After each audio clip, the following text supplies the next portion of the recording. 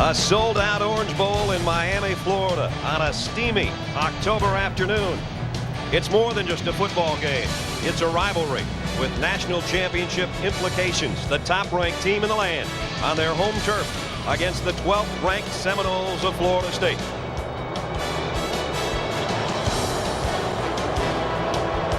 Obviously, the partisan crowd is wearing green and orange.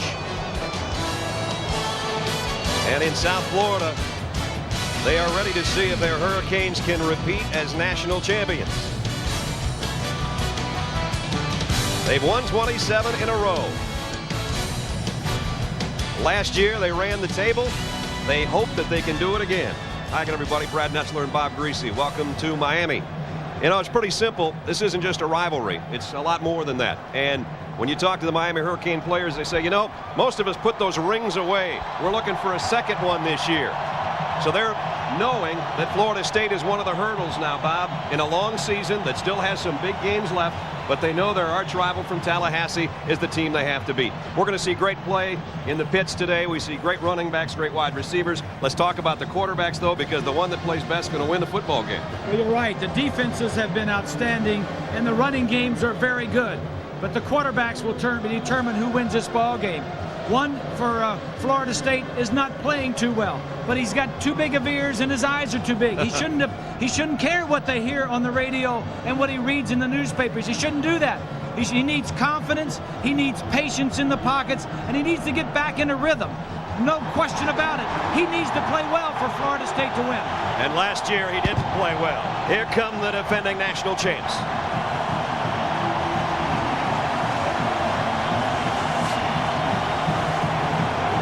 And oh, they've got them stirred up in the Orange Bowl.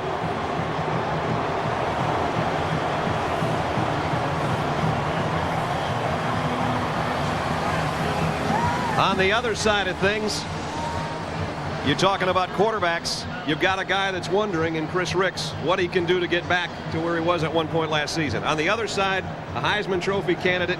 You can say what you want about Kenny Dorsey. He's tall, he's skinny, he's not pretty. He's a winner. Well, he's the smartest quarterback in college football. And why does he win? Because he knows what's going on. He's got confidence. He thinks ahead. He knows exactly what's going on. This is his 33rd start. And one thing about him is he may not look pretty. He may not be a Danny Werfel. He a lot like Danny Werfel. He doesn't look that good. All he does is win.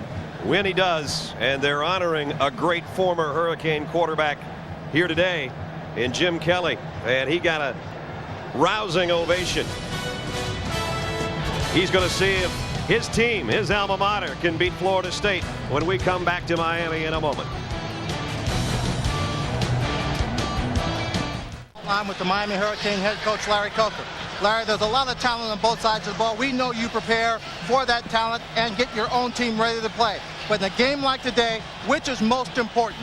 Well, Lynn, they're both very important, as you know. But I think for us, getting our team prepared and ready to play and try to go to strength and go into our talent. Confidence is important in the big ball game. Very important. Good luck to you, Coach. Thanks, man.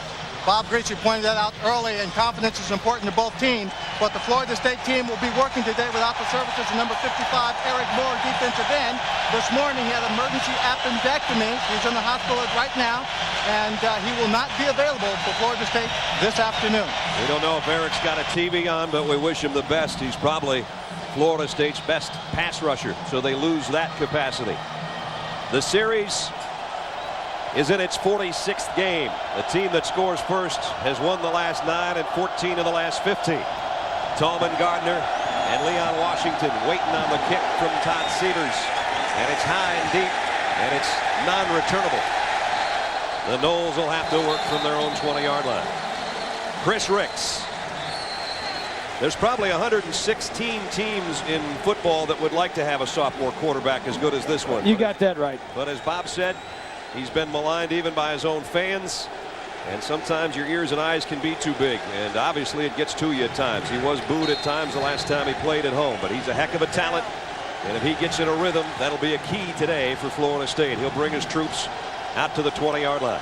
Normally, a quarterback for Florida State wouldn't have to be playing as a redshirt sophomore or freshman. They don't play until they're juniors or seniors. B.J. Dean and Greg Jones. in the backfield. Jones has been a load lately, and they go to him on the first carry, and he busts it out. First down run and more. Jones down the sideline.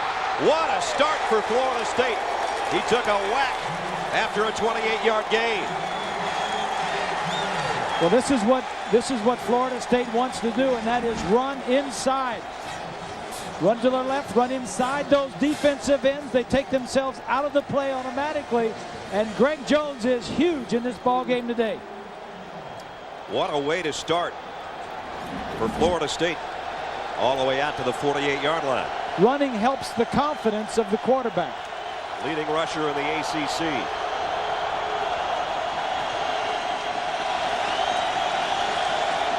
High backfield this time. The toss to Jones going the other way, and another nice game. Vilma brought him down, but he got 5. Let's check the Alamo starting lineups. This is a good offensive line. The big hitters up front, Williams and Williams, Marambo, Holland, and Willis.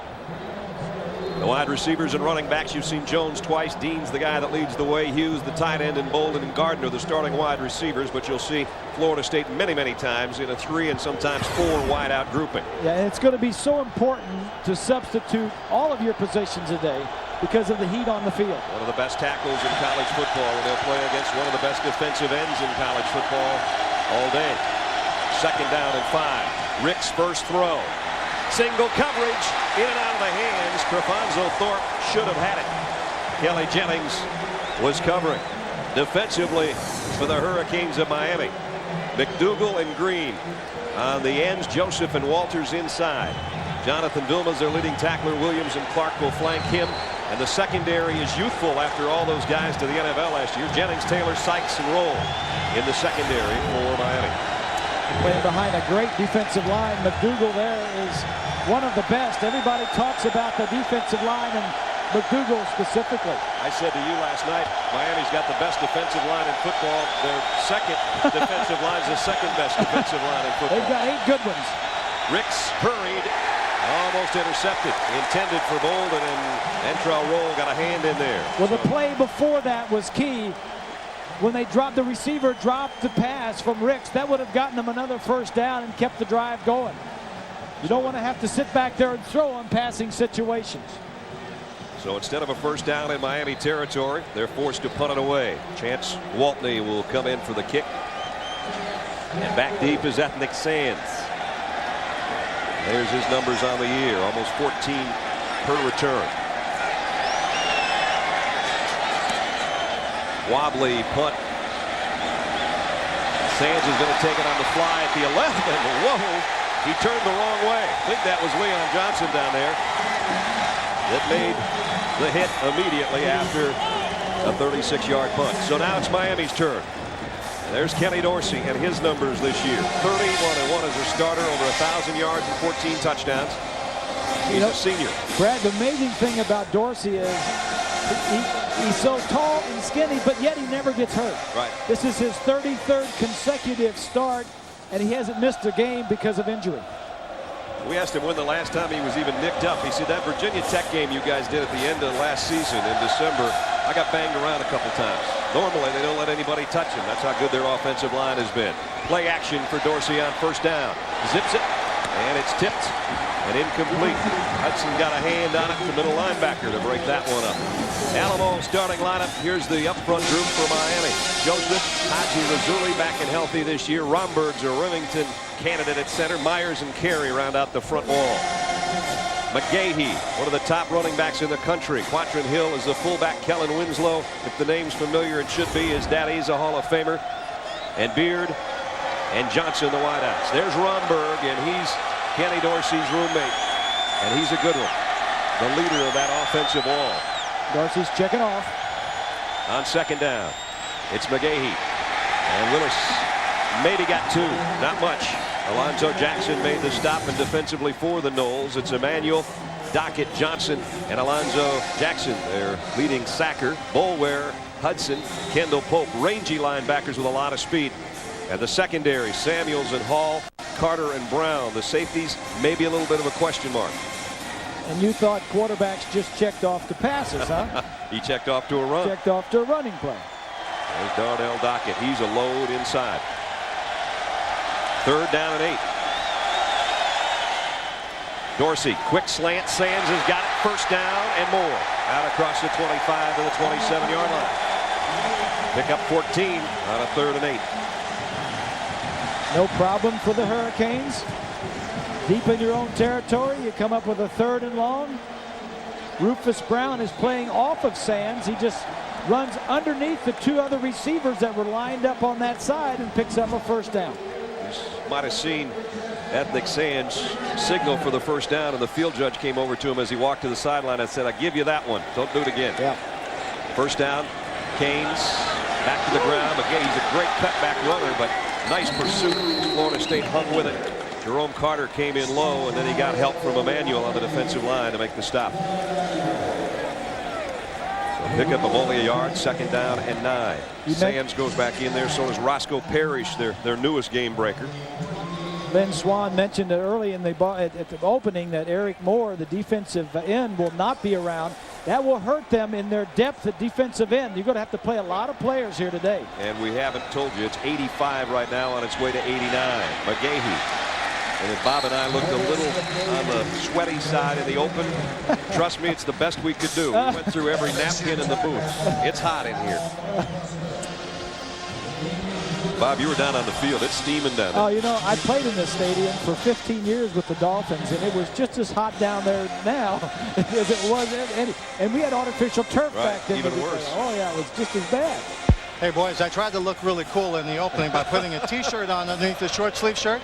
It's starting to soak through the T-shirt, and we haven't gotten through the first quarter yet. That's for sure, Swanee. McGahee's numbers, and he flushes out of the backfield on a 3rd down and 4. Dorsey, quick drop, throws, got it out to Parrish, and a penalty marker. Play clock, I think, expired, and that'll negate a first down. ACC, our officiating crew, led by a referee, Courtney Mawsey. 3rd down. Well, that one's probably on Kenny Dorsey because the quarterback, as long as he gets the play in enough time, should get him up the line of scrimmage. And he was up there fooling around, looking around. Sometimes early in the ball game, you kind of forget as a quarterback to pick up the 25-second clock. Right. So it's 3rd down and long now, 3rd and 9. Dorsey fires. What a catch by Johnson. Wow. Just snatched it out of the air in front of Rufus Brown. First down, Kane. Bob and Brad, we get in ball games and we see talent, and every once in a while we see great plays. There's enough talent on this football field on both sides of the ball, but we'll see plays like that throughout the day. Andre Johnson is one of the best wide receivers in the country, not just in this ball game today. Well, the NFL come looking for these 2 teams every year when they do their draft. Johnson's numbers. That first down catch got him out to the 42-yard line. Dorsey on first down. With time. Deep middle. Incomplete. 2 guys in the vicinity. And I'm not sure who that was intended for. Well, you're right, Brad. There were 2 players there, and I think he was throwing it for the wide receiver on the square end. That was Kevin Beard. He comes out. It'll be 2nd down and 10.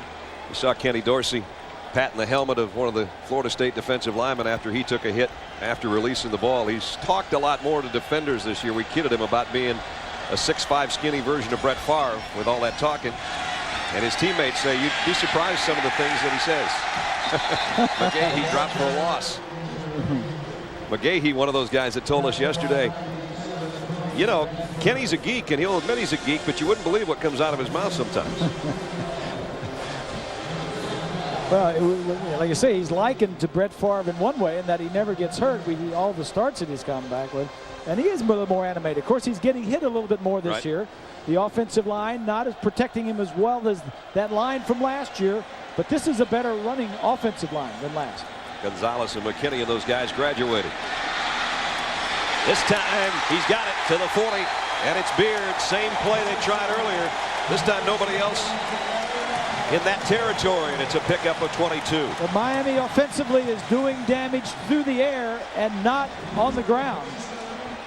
This top right of your screen, Dorsey looks to his left, then he comes back to the right, reading all the way across the field.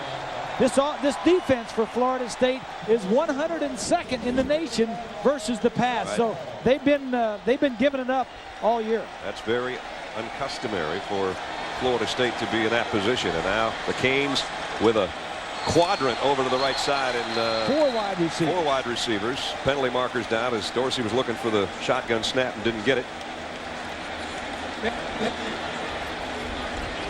And we're having some problems, obviously, with the referee's mic.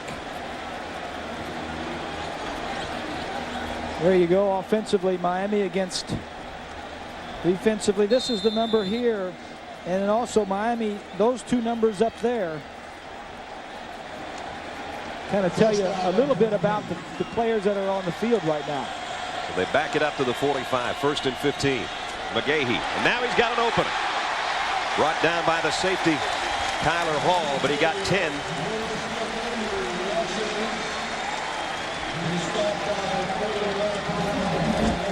From behind the Florida State defense, Hudson is 42. He's a big body. He just guesses to the outside and can't get back. Hudson's a middle linebacker. He weighs 270 pounds. That's a huge middle linebacker. He had not only 1 sprained ankle, 2 sprained ankles. We didn't know if he was going to play today. He batted down that first pass of Dorsey's on this opening march for the Canes.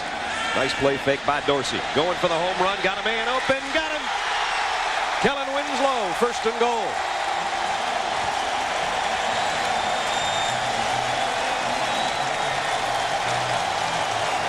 We watched this kid in practice the other day. He's got as good a hands as you're going to find. He catches everything. It's a little swing. He was lined up in the backfield. There he is right there. Makes the catch over the shoulder. He's a tight end. He played wide receiver as a freshman. And Bob and Brad, I think he's still got a lot of wide receiver in him. That looked like a great play for anybody catching the ball. Well, even though his daddy was a little bigger, he had a lot of wide receiver in him too. 1st and goal. 27-yard pickup, a career long for Winslow. McGahee inside, and Willis has it down to about the 4.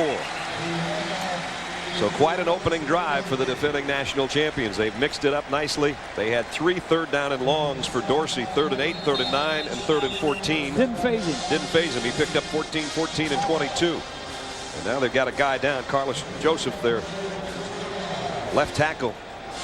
The guy that took over for Bryant McKinney, who was drafted by the Minnesota Vikings, still unsigned in that capacity. And so Looks like it's a knee or an ankle. Now we check to see if we can figure out the injury. We'll remind you coming up. Doubleheader continues. Most of you are going to see Chris Sims lead number 2 Texas against 3rd-ranked Oklahoma. That's a Red River shootout. Others will see number 17 Penn State take on 10th-ranked Michigan or Oregon UCLA. That's next right here on ABC. And so everybody now kind of holding their breath. You hate to see a comrade go down, and the Miami players looking on. Ronberg walking up there to see about his offensive line mate. 95 yards already in the drive, still out of the end zone. Let's head to Times Square Stadium, though. Here's John. Brad, it's the Old Navy update. Ohio State against San Jose State. Maurice Clarett, outstanding freshman. This is his 13th touchdown of the year, matching his number there that ties a freshman record for the Buckeyes. Ohio State with a 7-0 lead. Clarett already with 18 yards. And NC State looking for their 7th victory, up a touchdown on North Carolina. Brad. All right, John, North Carolina State trying to go to 7-0, and that might put a pretty big battle against Florida State later in the season. There's Carlos Joseph, and he's walking out under his own power. That's which is good great. news. Yeah, he took the place of Bryant McKinney, the big offensive lineman for the Hurricanes, who was drafted in the 1st round. 2nd down and goal at the 4. McGahee. And he squirted through for the touchdown. I don't know how. He's 228 pounds, and he is strong. Maybe squirt wasn't the right word. Power.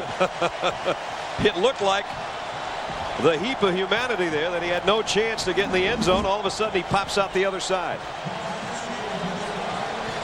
Well, nobody makes a tackle. There's a lot of players in there, but nobody's making a tackle. He just keeps it alive. Extra point by Severs is good. 89-yard drive. Willis McGahee, not to be denied, puts his head down and plows through. 7-0 Hurricane.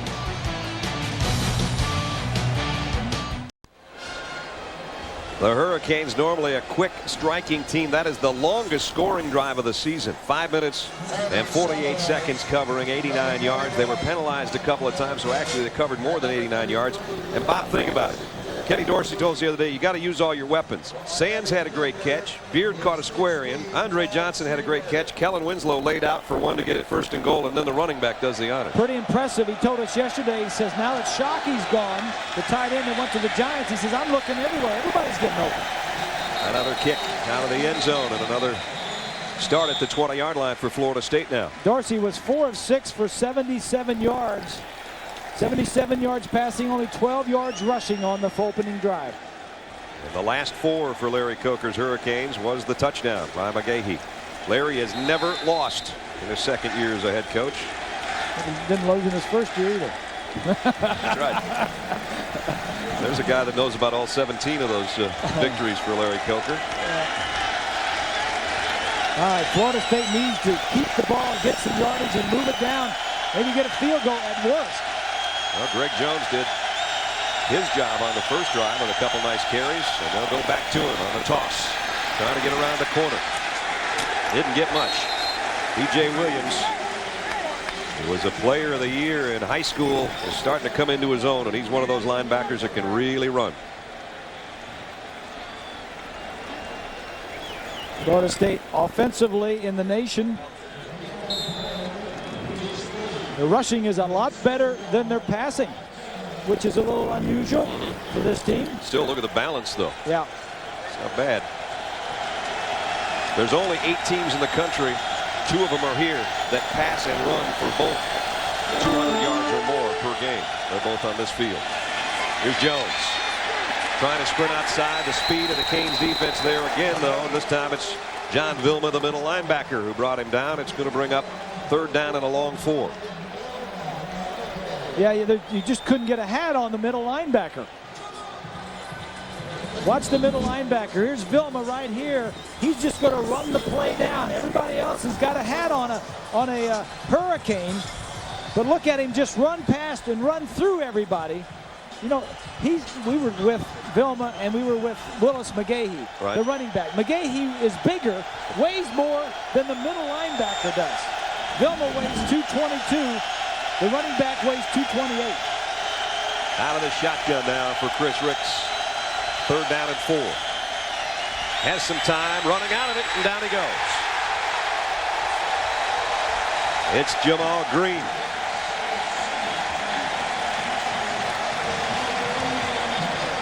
They're a sack-happy bunch. Fresh bodies on that defensive line, and they pick up their 20th sack of the year. All right, you got to throw it right now. The coverage sack, it was a little bump and run. The receiver didn't get open when Chris wanted him there, and he took a sack. Punting unit out. Chance Gwaltney's first one was not that good. This one's better. High kick. Parrish, late fair catch, and then takes it on his duff at the 35-yard line. 43-yard kick and no return. Will return in a moment, though, with the Hurricanes ahead by 7 on their home field. Miami was near classic.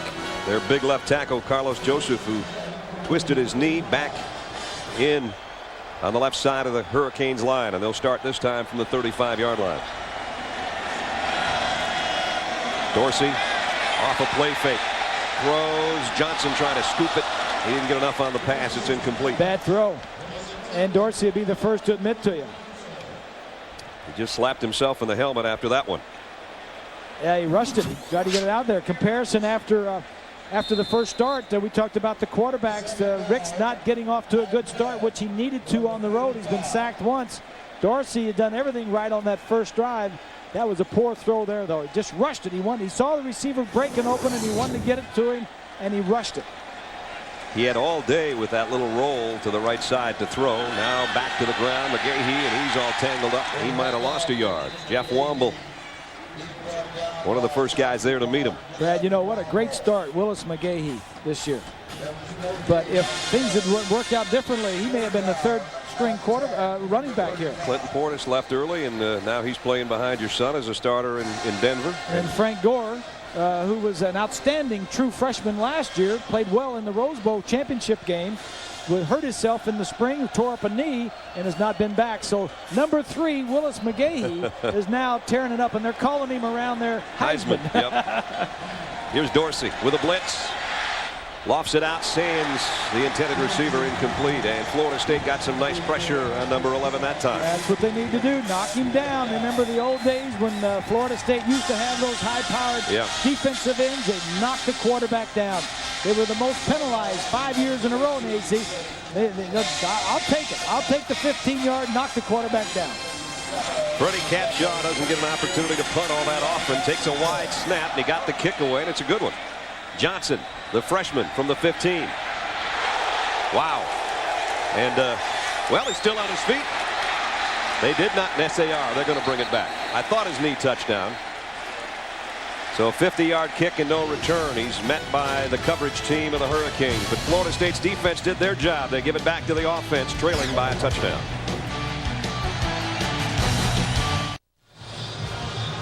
Brad Nessler, Bob Greasy, Lynn Swan, and our ABC crew on a hot day in Miami at the Orange Bowl. The defending national champions lead by a touchdown. It's a sticky one out here. You want to get as cool as you can between series. You talked about that second team defensive line for Miami. They're in there right now. As a group. So Florida State, their defense did its job. Now the offense goes to work from the 15. High backfield. Jones cuts it outside.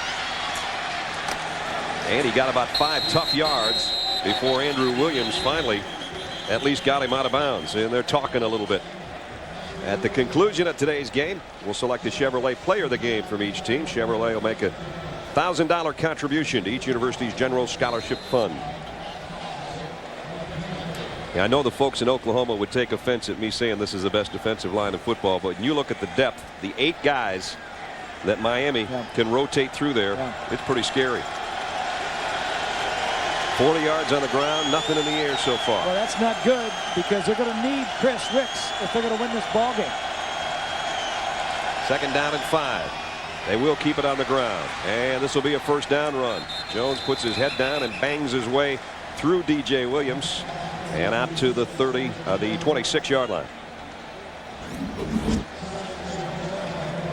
2 back split, run inside the defensive ends. That's a good play, good running play. Picks up some yardage. I was talking to Daryl Dickey, the quarterback coach, before the ball game for Florida State, and he said a lot of what they're going to do is quick passing, 3 steps, throw one-on-one on the outside. They think their receivers can beat the young corners for Miami. See if they do here. On first down, Ricks lofts it over the middle. Short gain, but at least a completion. Maddox made the catch and Williams the tackle. That's the other thing you like to do. Work your backs on their linebackers. You think your backs with their speed can outplay and outrun their linebackers. Bob and Brad, you were talking about the experience and the defensive line for Miami. You know, people kept talking about last year's team, all the experience that was leaving, but a guy like Vince Wilfork, who is a backup, played more than any other tackle for his team last year. And he was never listed as a starter. So if he were to start, yeah, he'd be a new starter, but a very experienced one. And he's alone at about 350. Ricks play fake, and now thinking about taking off with it, and he does. Got around the corner, and he might have a first down. Now that's the way Chris Ricks needs to react, just instinctively. You drop back, you look downfield. If nothing's there, okay, I'm going to run. Don't force it. Don't run when the talk radio people say you're supposed to or whatever. Do it instinctively.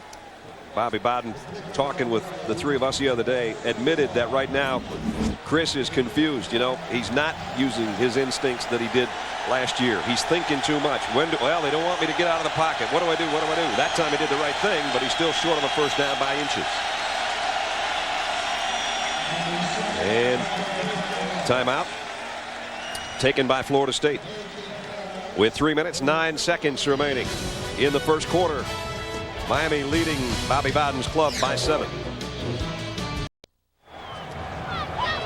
Hurricanes leading in a big third down situation here early in the ball game for Florida State. Third down and inches.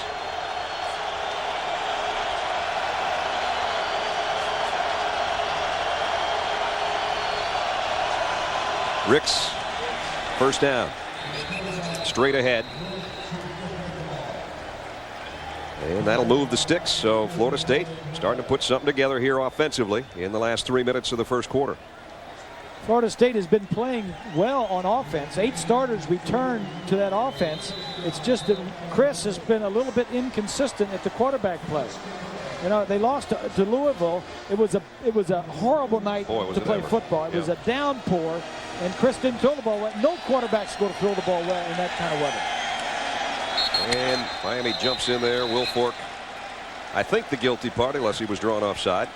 Once Vince gets that weight going in one direction, it ain't stopping.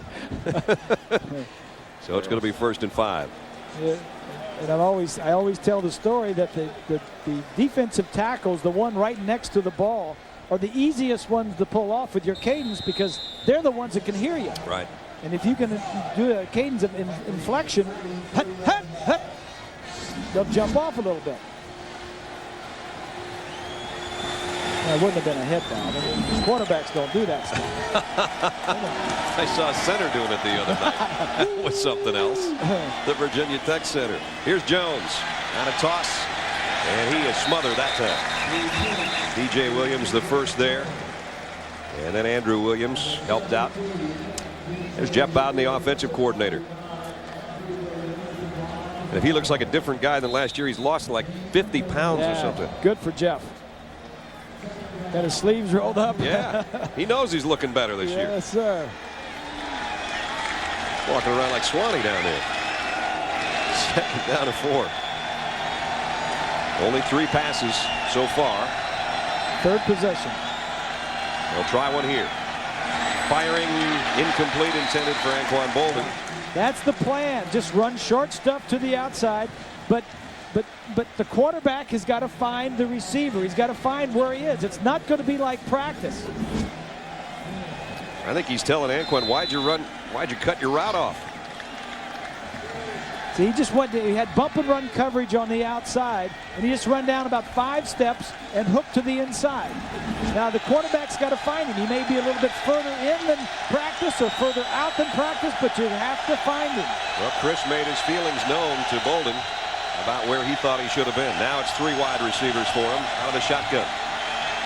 Over the middle, Maddox has got it, but Williams is all over it. DJ Williams having a great start here in this first quarter. And so Florida State's got to give it up again.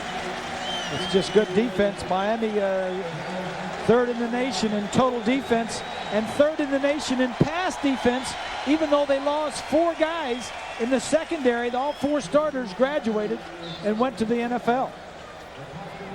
Walt need a punt. That's Ethnic Sands waiting on the other end.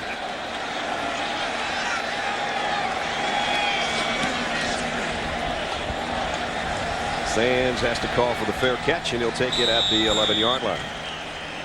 Let's check in with John Saunders at Times Square Stadium. John? Right, we got a Big Ten matchup where big plays are part of the day. Michigan State trailing Iowa 10-7. Derek Pagel steps in front of this pass and takes it back 62 yards for the touchdown. They also have a kickoff return for 94 yards as Iowa has built the lead over the Spartans 17-7. And Missouri and Nebraska, remember Missouri with a close win, or almost had a close win last week. Right now they're up over Nebraska 7-0. Last week, Missouri gave Oklahoma a scare to the very end. And now doing it to Nebraska. Here's a throw, almost intercepted. Dorsey threw it out, intended for Kevin Byrd, and Leroy Smith almost had him one. You know, the corners of Florida State in past years would have picked this baby off and been in the end zone. Smith is a redshirt sophomore. That's a bad throw. It's a wobbly throw. It takes a while to get out there. Look at 32 Smith. He reads this the whole way. Yeah, if he would have been confident, this is the problem. This the secondary and the defense not making plays for Florida State.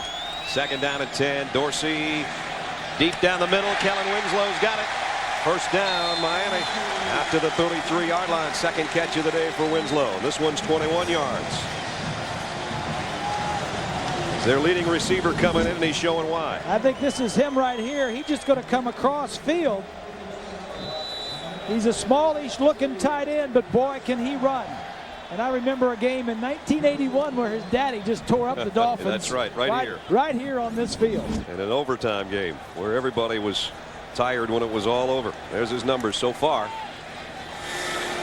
McGahee, tough 4 yards, maybe 5 off the left side. And Bob and Brad, that play by Winslow, I want to tell you something. My observation down here is that didn't occur just because he read the play. On the first drives for Miami, Winslow has been open all day, coming across a couple of times, even looked a little frustrated. I think he came to the sideline, talked to him, and said, look, I know I might not be the primary, but look to me, I am breaking open. He has not been covered once this afternoon. He'll get a chance to get a breath here. First quarter comes to a close, and the first 15 belongs to Miami. And a 1. The Hurricanes 7, Florida State nothing. An ABC Sports presentation of college football will return after this message and a word from our ABC stations.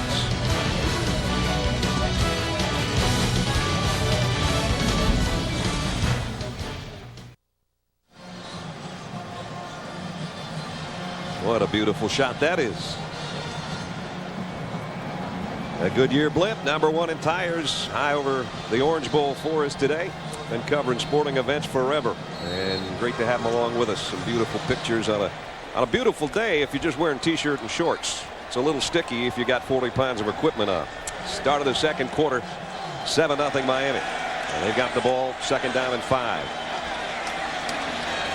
McGahee, run down from behind. Nice tackle by Kevin Emanuel, who went all the way down the line to make the stop. And a loss of a yard.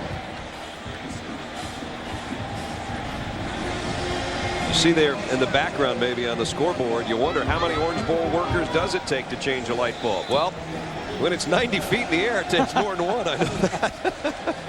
They're trying to get the scoreboard fixed up there, and there's a lot of bulbs. They are hoping they find the right one, or we won't have a lot of replays, at least for the fans in attendance, the sold-out crowd. Third down and 6. Dorsey, quick throw. Sands makes the turn at midfield. Cuts it outside, and he's all the way to the 25-yard line. An instinctively beautiful move after the catch to know where the DB was. He went the other way, and he faked out Bryant McFadden. Well, he's just going to go down here and do a little stop route right in front of McFadden. The interesting thing starts after he catches it. Watch McFadden doesn't tackle him. All you got to do is come up and make sure you make a play.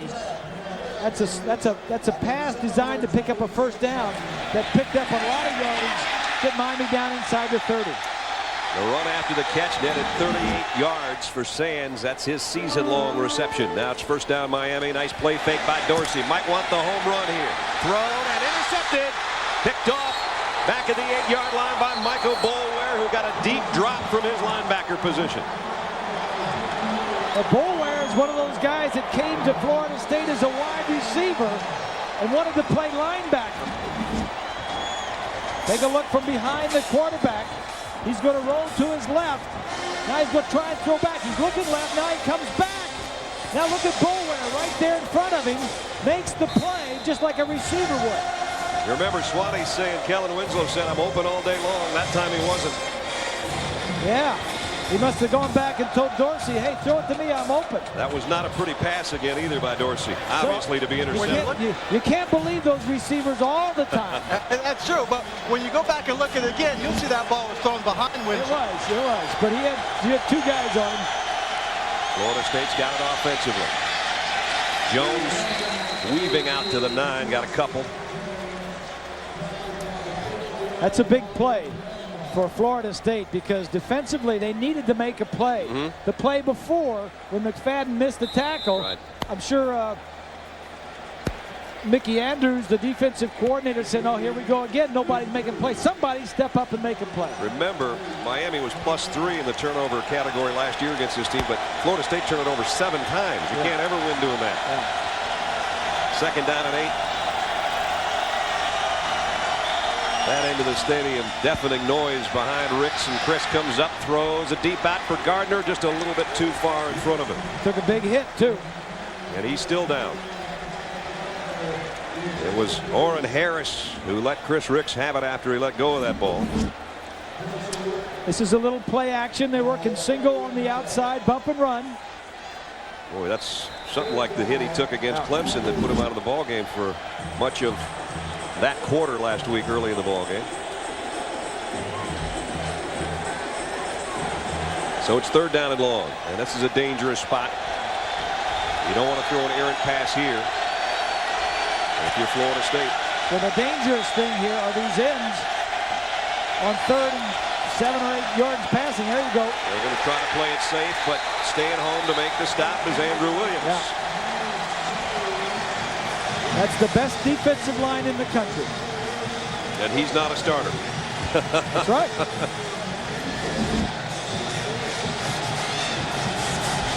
Number 99, they did a little twist. That means that 2 defensive linemen on the right side, they switch positions as they rush the passer. It causes a problem in the pass protection. Chance Gwaltney, tough spot now. Hasn't had a punt block this year. And he gets this one away nicely. Nice kick. Parrish takes it at the 43. And he's down right there. And it's Leon Washington down there to make the stop on the special teams. 7-0. Miami Hurricanes lead the Seminoles. Back in the Orange Bowl, Bob Greasy's old stomping grounds. Florida State and Miami, number 12 and number 1. And so far it's the Hurricanes in front by only a touchdown. This is their best starting field position, though, just outside their own 44-yard line. Dorsey, play action going deep. Johnson's out there. Incomplete. Double coverage. No penalty marker on the play. So going for the home run there with good field position. And Bob, so far, Florida State's defense, much maligned defense, I guess, is, I think, playing better than their offense for sure. Well, Florida State's had the ball 4 times and has punted 4 times. Miami has had it 3 times, and Florida State defensively got an interception, so that's good for Florida State. As long as you can stay in a game with Miami, 7-0 like that, you know, the better off you are. So 2nd down and 10 at the 44. McGahee broke 1 tackle, but not the second, and now flag comes in. May have a holding call. The linesman threw it in there when the play was ending. And that will be what we have. This will back Miami up a little bit. Larry Coker, the most unassuming and nice guy you'd ever want to be around. Longtime assistant, of course, before becoming the head coach when Butch Davis left for the Cleveland Browns. I was kidding him at practice the other day. I said, "Coach, you still mowing your own lawn?" He used to say that people would drive by and not know who he was. He's got a little bigger lawn now. Yeah. A little bigger house. 9-0 at home. And of course, national champions last year with a 12-0 and a win over Nebraska in the Rose Bowl. Great story. When Butch Davis left the Miami Hurricanes in early January or February of 2000, they wanted to give the job to Dave Wannstedt. He didn't want it from the Dolphins, and then they wanted Barry Alvarez, and if you're looking for somebody, and they said, well, we'll give it to the offensive coordinator. And he's worked out. Boy, we have it. McGahee down the sideline, a nice stiff arm to get out. Where will they spot it? First down run at any rate, out near the 48-yard line. First down for the Canes as we check in with John in New York. The Ohio State Buckeyes in a battle with San Jose State. There's Scott Rizloff who goes 9 yards to Charles Pauley, who was wide open. They missed a field goal, did San Jose State. Ohio State has just scored again to open their lead now 16-7. The extra points still to come. Keep a look at your screen. We'll let you know whether they get it. Wasn't it San Jose State that went in and beat Illinois? It's 3rd down. I may have Said first down before the break. Dorsey's hammered as he lets go of the football. Alonzo Jackson that time with the pressure. So the defensive ends of the Noles are doing what they have to do. Well, Jackson, top of your screen, just shoves Joseph, the tackle that was hurt a little bit earlier in the ball game, just pushes him back and then just jumps on Dorsey. That's what Mickey wants him to do. Get in there and smack that quarterback. Florida State, though that's not a sack, have already surpassed their sack total from last year, so they are getting more heat on the quarterbacks. Fourth down. Freddie Capshaw to punt. Leon Washington will take a fair catch. He dropped it. Miami covered it at the 15. Antrell Roll was in the right place at the right time. It's a true freshman. Leon Washington, number 33, back there returning punts. There's the fair catch. He returned the kickoff for a touchdown, and then he's had very good success returning kicks. But you can't put it on the ground against your arch rival. Boy, and right at the 15-yard line. It brings up a point, guys. You know, Florida State picks off a pass. They get a turnover deep in their own territory. They got to march a length of the field. But here's a turnover right in prime territory for scoring. Now we got another fumble. And I think Florida State's got this one. I don't know if Romberg snapped it and Dorsey wasn't ready or what. But a wacky play is giving it back to the Seminoles. Well, Bob and Brad, the center just walked up to the ball and snapped it. He just snapped it. Well, it was a quick snap because Florida State wasn't on the field. Look at this. They're still coming out here. So he wanted to quick snap it. And Florida State walks right into a fumble recovery as they're still getting up to the line. Romberg, the center, and Dorsey, the quarterback, are roommates. I think that route worked out a little bit better. They're going to rearrange the rent plan. At the 16-yard line. Florida State gets it right back. Ricks threw a little fade out there, and there's going to be holding, I think, on Alfonso Marshall. Intended for Robert Morgan.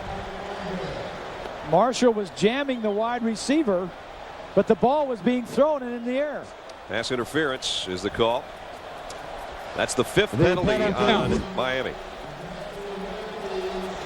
Now you can't see the jam outside. There you see right there. You can jam him as long as he's in front of you if the ball's not in the air. There you see the early jam. The ball's in the air right now. So first down out to the 24. Sort of a wacky couple of minutes here at the Orange Bowl. Florida State trailing by a touchdown. Jones broke a tackle. He's into the secondary, and he's still going. Out to the 37-yard line, 13 yards for Greg Jones. Penalty marker down. Somebody's got their helmet off out there, and that isn't good. Unless it was knocked off. Glenn Sharp. Don't know if that was the penalty. We'll wait and see.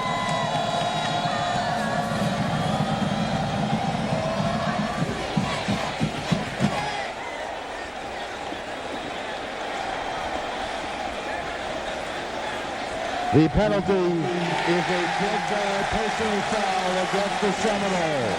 And ball foul. That's Todd Williams, 79, coming over and getting the block. The end of the play. That's right there. Yeah, well, that's why the helmet came off. Anquan Bolden gave Glenn Sharp one of the chops. Now you need to know the behind the scenes there. Bolden is a senior, and Sharp is a true freshman. So Bolden is just trying to say, hey, boy, you can't cover me. Bolden out of there right now. Tillman Gardner in. That spot. First down at 10. Still for the Noles. Now they're going to try the same play the other way. Gardner makes Robert Morgan rather makes the catch on this one. In front of Sharp, the aforementioned freshman. Yeah. Well, that was the game plan going in. Throw short and quick to the outside, one-on-one on these wide receivers versus these young corners. and then get the running game with Greg Jones going inside. Remember, last year, Bolden and Morgan both missed the whole season with knee injuries. Yeah. And you wonder if they're all the way back. Morgan, nice adjustment on that ball with a good catch. Second quarter has been Florida State's this year. They're hoping that continues today. Now it's Jones, and he breaks free again. Jones on the run all the way to the 45. 19 more yards for Jones. Boy, he's a load when he gets going because it's about 250. Well, he's going to come right through the right side, our right side. Straight blocking. Everybody just got a man, and they stay with him. That's good blocking by the offensive line. Good running. First trip into Miami territory for Florida State at the 45-yard line. First down. Ricks takes a knee. Flags fly as Miami. William Joseph and Jerome McDougal both appeared to enter the neutral zone, but we'll see if that's the call. And it is. So a free 5 yards. The penalty. 10:26 remaining in the half. 7-0. Miami our score. Time for our Aflac trivia question. Who holds the Division 1A coaching record for most consecutive wins to start a career? You may have to dig a little bit to find that one. We'll let you know the answer a little bit later on. Boy, the Canes almost jumped again, and now Ricks is changing things up on a 1st and 5.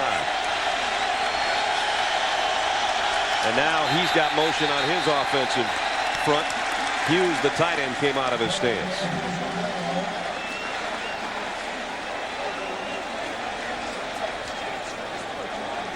And this was a loud place. I'm sure Hughes is saying, I couldn't hear you. The procedure penalty is against the Seminoles. So it backs it up to the original line of scrimmage, so they're right back where they started.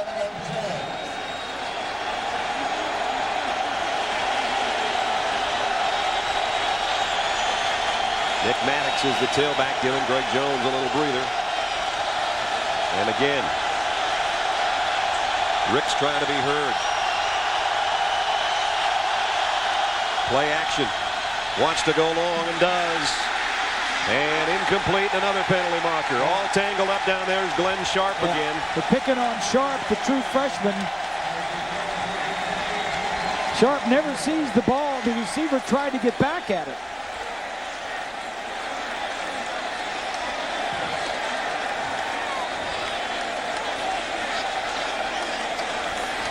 So that is the, what, third pass interference penalty on Miami? Here you see it again. The ball is underthrown. If Ricks would have stepped up in the pocket, he could have got it down the field. The arm, the left arm, the leg goes out, the defensive back. Did I let you back inside? Nope. So this will be walked off as a first down of the 30-yard line. This is the deepest penetration of the day, obviously, for Florida State, with 9:36 remaining in the half. Bobby Bowden wants to know what the play is. Well, what you doing up there? What you going? At the 30. Miami looks like they're going to bring the house. They do, and it's Maddox running right by the blitz outside, inside the 20. Maddox, touchdown! Big play with what Miami had coming forward, and Nick Maddox has great speed. Florida State's an extra point away from tying it up.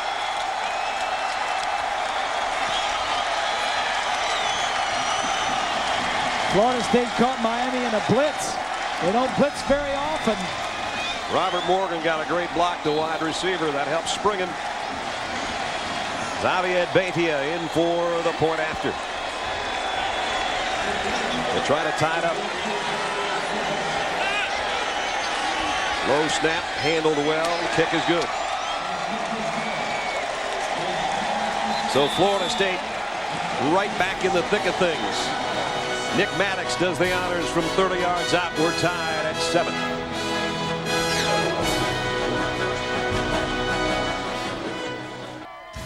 Log on to bcsfootball.com and you could tailgate with Dodge at this year's Tostitos Fiesta Bowl or the Nokia Sugar Bowl in the Dodge BCS Ultimate Tailgate Challenge. ABC Sports presentation of college football brought to you by Chrysler. Drive equals love. Aflac, ask about it at work. And Michelob Ultra, Lose the carbs, not the taste. That's what I need, low carb. Low carb beer. Yeah. I'm always working on that, you know. High protein, low carbs. I like that. We're tied at 7. It was an 84-yard drive. Remember, that drive started with the exchange of turnovers. 2 fumble recoveries on back-to-back plays. Bayfield a kick. High kick. And deep. Gathers, and takes a knee. Go back and look at the touchdown. Here's the linebacker. He's going to blitz, but watch over here. DJ Williams is going to get blown up by the fullback. That's Dean. Now watch the opening when he hits him right here. Now you got the end coming up the outside. You've got the There's Morgan's block. Yeah, and the guard Montre Holland has nobody to block. And watch the wide receiver now. Swanee loves this. Stand with your man. Just occupy him. Just enough to give Maddox a corner. Now McGahee on first down. Really had to work for about 3. B.J. Ward in on the stop along with Kendall Pope. So the number 12 team in the country lost 2 in a row in this series after dominating it for much of the 90s when they won 5 straight. Florida State came to play, and you know they're not too happy. We didn't even mention this earlier. It's homecoming here at Miami. Yeah. And some of the Seminoles said, you want to talk about a slap in the face. Yeah, Bobby, you're supposed to play some Eastern, Southeastern, Northeastern, one of those schools. Bobby says, he says, I used to be a homecoming game for everybody when I first got to Florida State. That's right. About 25 years ago, we'd always be the homecoming game. Dorsey goes to his 3rd choice at receiver, and Pope just leveled Quatron Hill. Okay, the momentum of this game has changed. Early on, Miami was doing anything they wanted, and Florida State players were just kind of moping around. I don't know what changed. It may have been Bulwer's interception. The interception changed it, and that got them back in the ballgame. So 3rd down and 7 for Miami. Dorsey, only 2 of his last 9, including an interception. Early, they were great on their 3rd down conversions, though. Getting some pressure. Had to get rid of it too quickly. Again, it was Florida State's heat on Dorsey that forced an early throw, and it's incomplete. Boulware was coming, so was Willie Jones. Wait a minute. Dorsey's doing some talking to those guys. And no flags. Well, he threw this ball before he wanted to. A linebacker in his face. Boy, you just opening the gates right there. So time to punt. Capshaw's punt. Leon Washington camps under it at the 33, and number 33 made the first man miss. He's dangerous in the open field. And the freshman's back across midfield. Nice return by Leon Washington. And a flag down back at the line of scrimmage.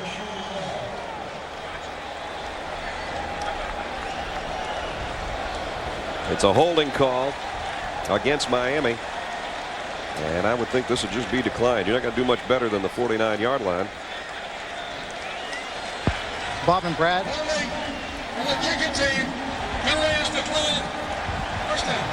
Go ahead, Swanee. You're talking about what might be the difference in this ball game. It may just be the fact that this is the first game for Miami that they're playing a team that is equally as fast and strong as they are. They've played a lot of ball games where they could run away from people. They've been no match on the speed. In this ball game, if anybody's got a 4.8 or something like that next to their time, they're usually an offensive or defensive lineman. That's right. Everybody else is 4.2 or 4.4. So now Florida State with an opportunity to take a lead with a short field. Ricks, quick throw, almost intercepted by 2 Hurricanes. Antrell Roll had his hands on it. It ricocheted off him, and Sean Taylor almost grabbed it. Unbelievable, the ricochet angle. Ricks is going to try and hit a little slant to the top of the screen. The receiver falls down. Now the ricochet comes off of Roll right to Sykes.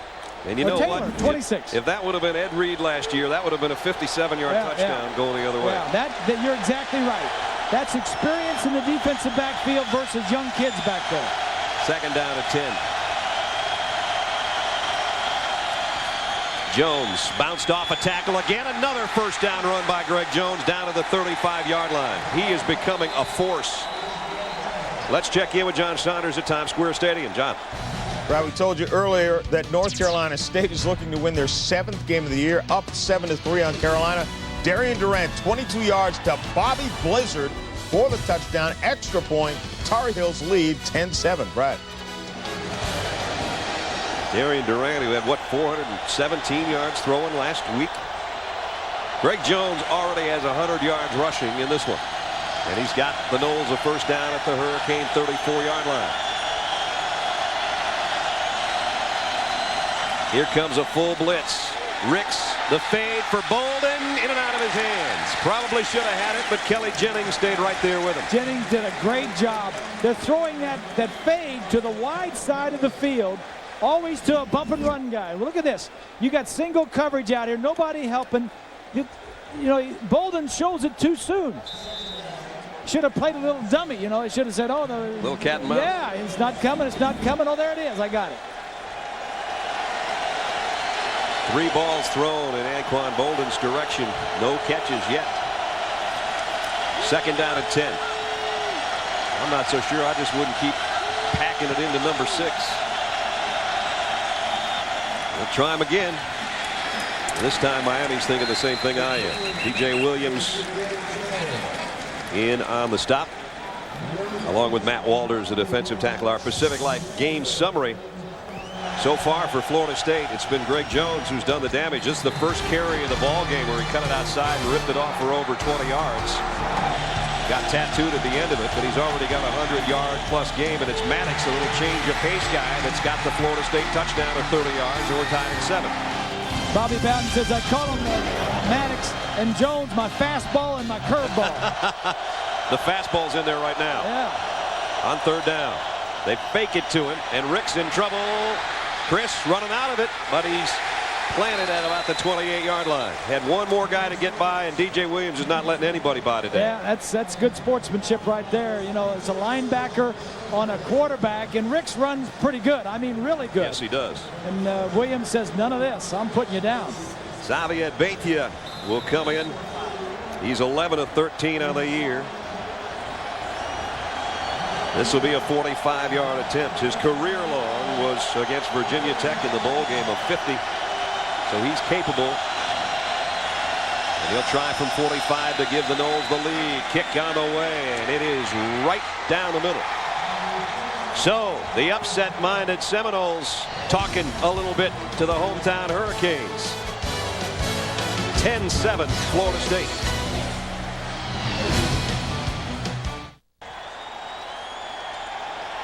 Florida State leading Miami now with 6:12 to go in the half. 10-7, and the tide has definitely turned a little bit. And you know, all that Florida State swagger that they used to have, and you thought they'd lost it. Yeah. They're starting to get it back, Bob, a little bit by a little bit. You didn't see it in the first quarter, but the momentum in a college football game can change just like that. So Beitia, who hit the 45-yard field goal and then had some words for the defense after the kick. Kicks off. This one will be returned from the goal line. And Geathers is hammered down at about the 16. Our Aflac trivia question: who holds the Division 1A coaching record for most consecutive wins to start a career?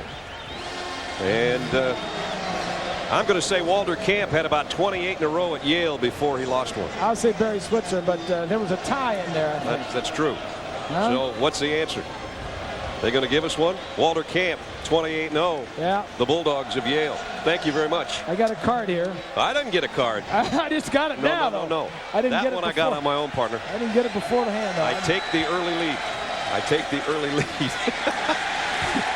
And McGahee is dropped for a loss. Florida State's defense playing well. Kendall Pope in on the stop. Hey, Bob and Brad, you know, swans are distant relatives of the Aflac duck. And the duck told me that Bob Griese was trying to bribe someone for the answer with about $60. Yeah. Is that true? Yeah. Bob, you wouldn't have done that, would you? Mr. Yes. Aflac. These guys try to cheat every week. I'm the only guy that doesn't pull the money clip out. Hey, I want to tell you, McGahee back maybe the original line of scrimmage. Barry late Switzer flag. won 29 straight games without a loss. But he had a tie in there. Yeah, well. Yep. He's got a holding call against Miami. So the Canes are going in the wrong direction here. That's one thing that Larry was telling us really bothers him about the team is too penalized, and they've had a lot of them that have cost him. In fact, they came into this game with almost exactly twice as many penalties as the opponent. The offense. That one's declined. Well, they are the most penalized team in the conference, and you know, sometimes you can accept some penalties. I mean, but you never want them on offense. You want them on defense, where your defense is going to have an attitude, be a little nasty, maybe get some, personal foul. You can accept some of that, but you don't want them on offense. Let's see if Kenny Dorsey can pick up a 3rd down and 11 here. Winslow in motion. Dorsey pump fakes one way, McGahee on a screen the other, but Florida State is there, and they make the tackle. And the ball came loose at the end of the play. They're going to say it was blown dead. Darnell Dockett got over there. Womble's the guy on top of the ball, and so it is punting time for the Hurricanes again. There'll be a little screen to the left side. Watch the linebacker right there. He just mirrors him, goes out to pick him up. I'm taking the ball. No, he was down. Yep, his back hit. That's what popped it out. 4th 3 and out now for the Canes. Mickey Andrews liking what he's seeing from his defense today. High snap. He got the kick away, though. Hung it in the air. Short. Washington, fair catch. He dropped one earlier. He makes the catch on this one at the 49-yard line. Great field position. Again, last time they were at the Hurricane 49, this time at their own 49 when we come back. Wow, 14 touchdowns. Florida State leading here. Upset-minded Seminoles. Somebody forgot to tell them they're not playing well, because they're playing pretty well right now. At midfield, 1st down. Great field position to start the drive again after the Florida State defense held. Jones already over the 100-yard mark, and he's got more coming here. At least 10, and then he puts his shoulder down and gets 3 more.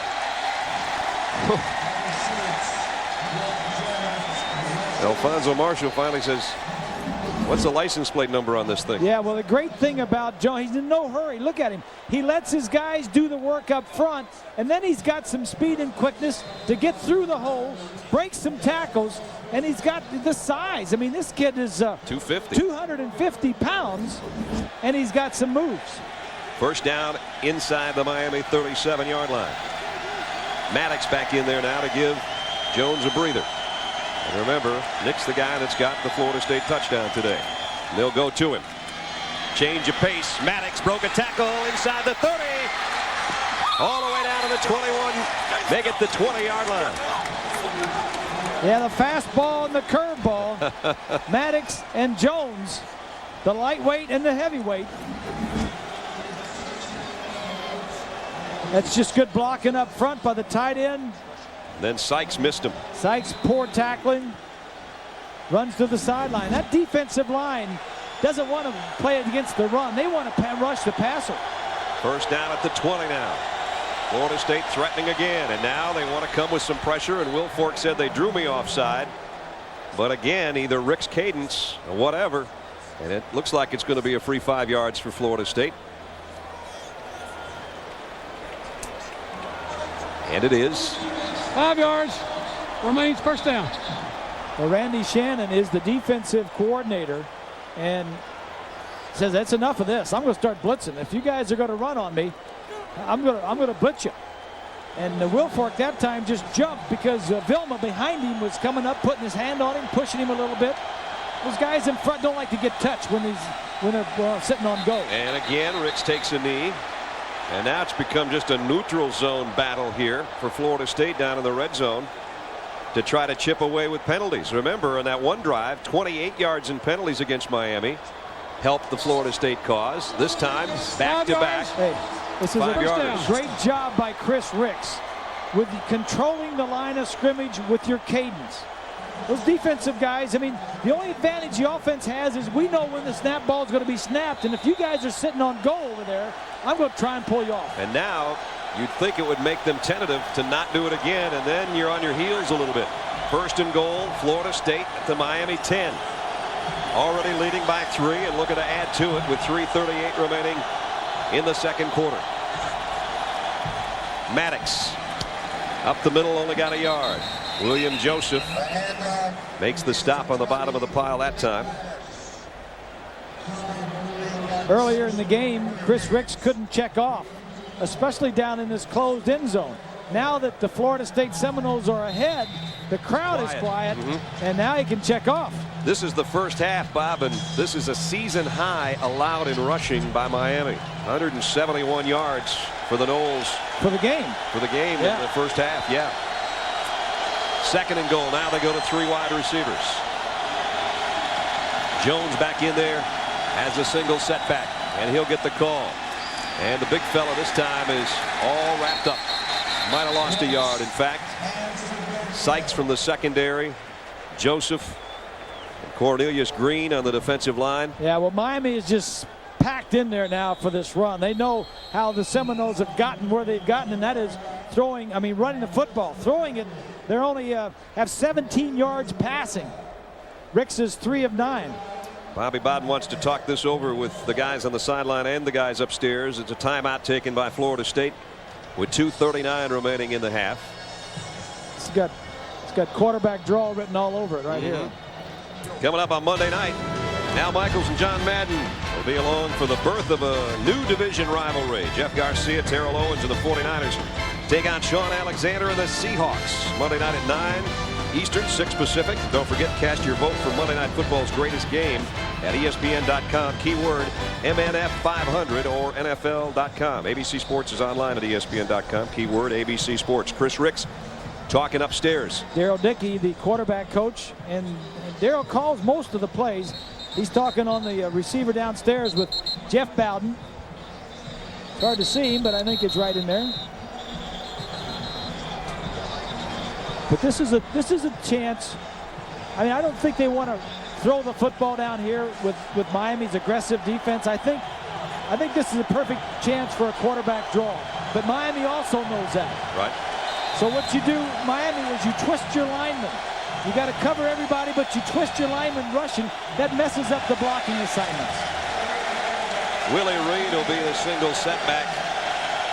If you do throw at this spot, I'd watch out for Tolman Gardner, because he does nothing but catch touchdown passes. And down here is single coverage. Nobody down there helping. That's Morgan. And now it's Miami that takes a timeout. Little chess match here. Let's see what they show us, and now we'll take a timeout. And we'll try to defend it. So the whole group comes over to talk things over on the Hurricane sideline. Coming up on the Valvoline halftime show, John and Terry will be along. We'll have all the scores and highlights from around the country.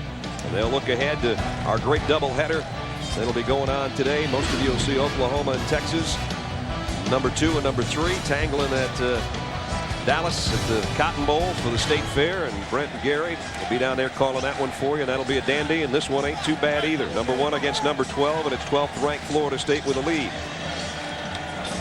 Speaking of John Saunders, let's check in with him right now. Brad, we promise we won't do halftime on the motorcycle, but Wisconsin against Indiana today. Wisconsin coming off the loss last week to Penn State. That's Brooks Bollinger, 23 yards to Jonathan Orr, and Wisconsin grabs the lead back at 16-10. Brad. All right, John, that one in the Big Ten. This one, the 46th meeting of these rivals. Florida State hasn't done much in the air. Bob's thinking quarterback draw. I'm saying watch out for Tolman Gardner. It's 3rd down and goal. They're socked in. There's a single coverage on the outside receivers. Ricks from the gun. Waits, fires, Gardner, touchdown. Great throw.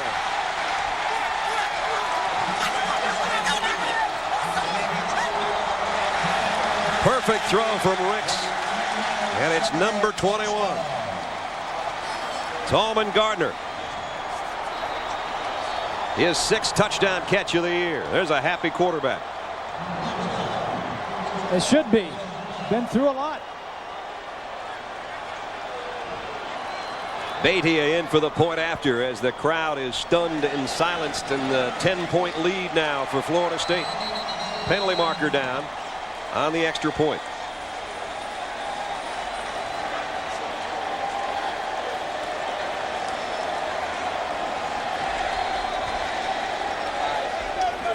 So they went 50 yards, and Tallman Gardner a 10-yard touchdown catch.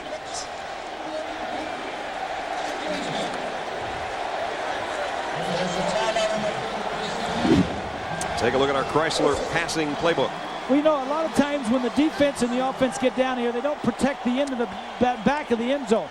But these two receivers are going to run here, but this man right here, Gardner, is going to run to the back of the end zone and come straight across the back. Now watch as the quarterback sits up, looks at the two guys short, and finds a receiver in the back coming across horizontally along the back line, and he hits him. A lot of times quarterbacks don't use that, and defenses don't defend it. He looks all the way to the back line. Good throw and good catch.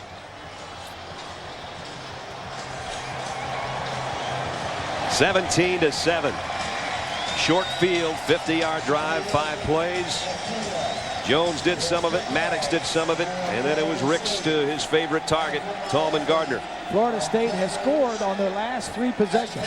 17 unanswered points, and Beitia now to kick off. That was Jared Payton you saw back deep. He's back there with Geathers, and he'll have to take it in the end zone and take a knee. Bob talked about a momentum shift. I guess so.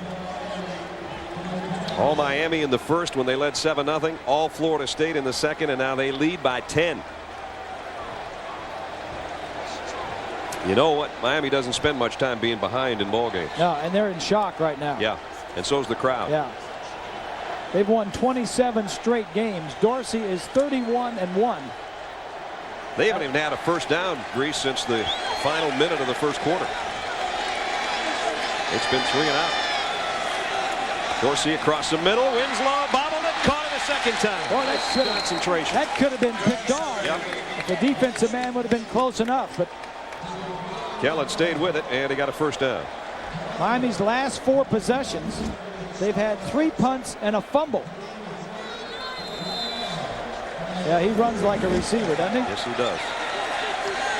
Just shaded across the 30. First down. Out of the backfield, McGahee thinking about where he was going and didn't take the ball with him. And it's incomplete, and Dorsey again got hit by Alonzo Jackson. Kenny probably hasn't had this much grass stains on those white pants in a long time. Yeah, he didn't get hit much last year. 4 sacks all of last year. Been sacked 5 times this year coming into today's game. And Jackson's made his presence known. That was a good hit. Yep. Kenny should have stepped up. Instead of hanging back, should have stepped up. There was some room to step up in the pocket. The Heisman candidate is 8 of 19 for 150 yards, but he's thrown an interception. And this time, screen pass the other way. McGahee lost his footing this time, or he might have ripped off a long one there.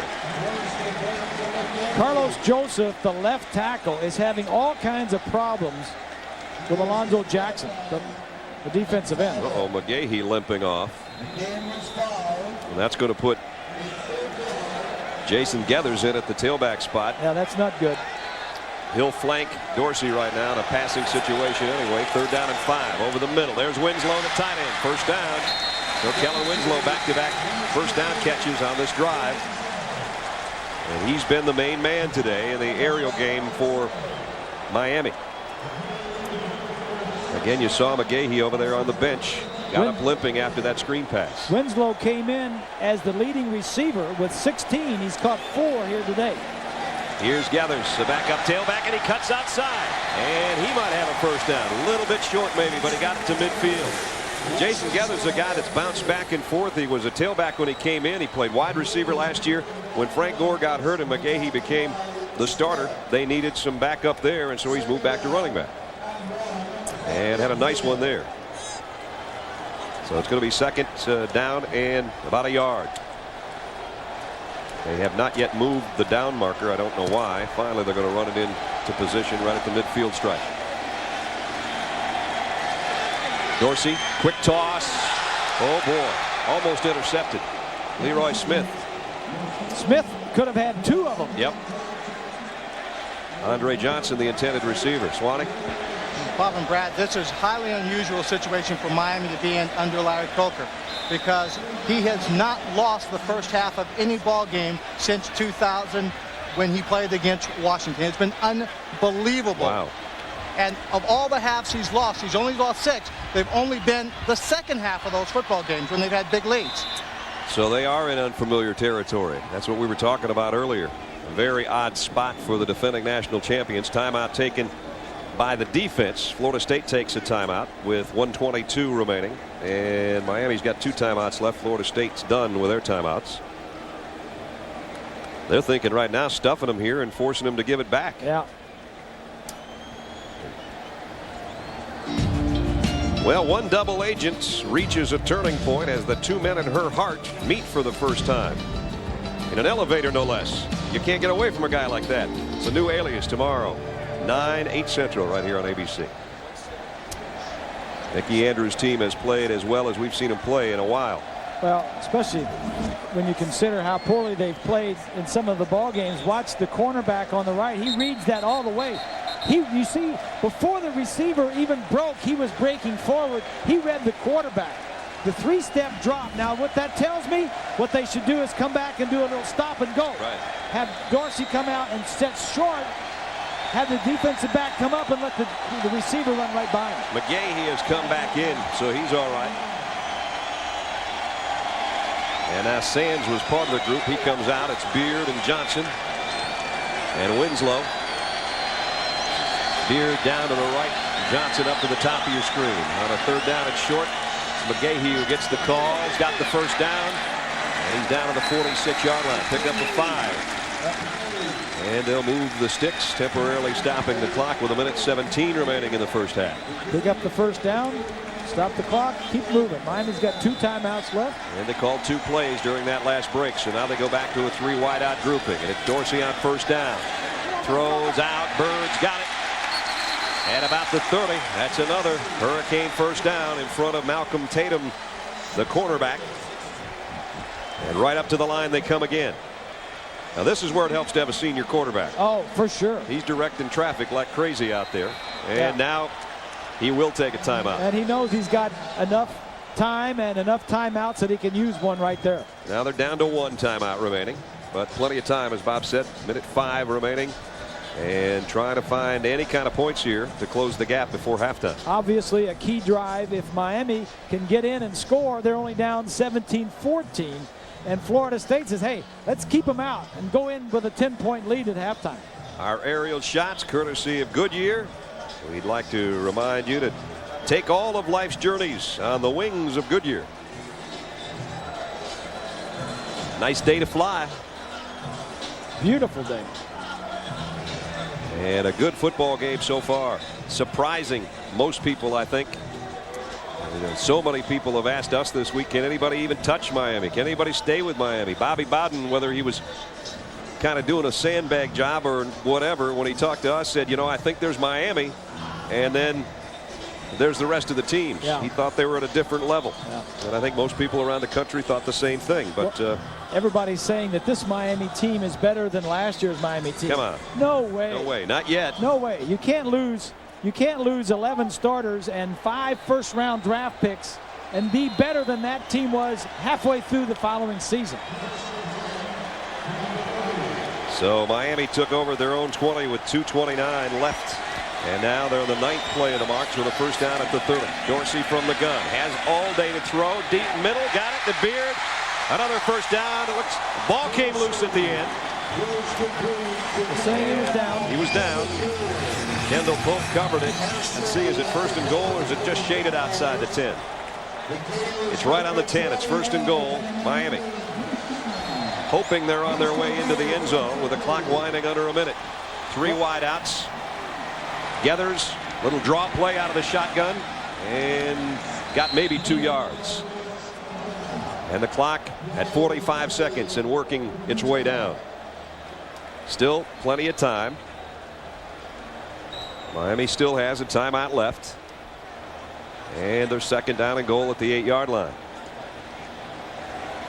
What's going on? The officials have stopped play. There's a flag in the end zone, which I didn't see until now, in the right-hand corner. And I have no idea when that was thrown even. It was a draw play, and where the flag was thrown is about 30 yards away from the play. Unless Florida State had too many guys on the field. Well, we'll find out right now. Let us know, Courtney. I think you got it. Patient on the defense. 12 men on the field. Half the distance. Repeat first down. They were subbing defensive players in, and I saw one come in late and nobody went off. So that moves it to the 5. Good job by the officials to catch it. Andre Johnson looks like single coverage up there on top, Bob. Yeah. Well, maybe not. First and goal. Dorsey. End zone broken up. Claudius Osei is the guy that made the play. Kevin Beard, the intended receiver. Well, that stops things with 34 seconds left. The throw to the right side should be coming in the frame right there. Threw it behind him a little bit. The reason you do that because you don't know what's coming from the inside. 3 wideouts to the left. Now Geathers comes back to the right. 2 each way for Dorsey. Second and goal at the 5. Dorsey steps up, fires, touchdown, Kellen Winslow. Was it? No. No, he's out of bounds. I thought he had 1 foot down. Incomplete. Instead of coming straight across, as we just did in the passing playbook, he was going downfield a little bit, and by the time the ball got to him, he was out of the end zone. Now you want to run a parallel to the back end of the end zone. Come straight across. Nope. Out of bounds. Had he been on the ball of that foot, it would have been a touchdown. Yeah. But his heel was down. Good call by the officials. Now third and goal. You got 1 shot and then you kick the field goal. Dorsey throws, touchdown this time, same target. This time it's good for a score.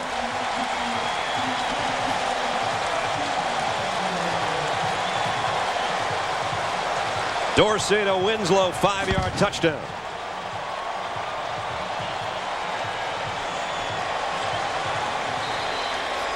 Those guys got something going on, don't they?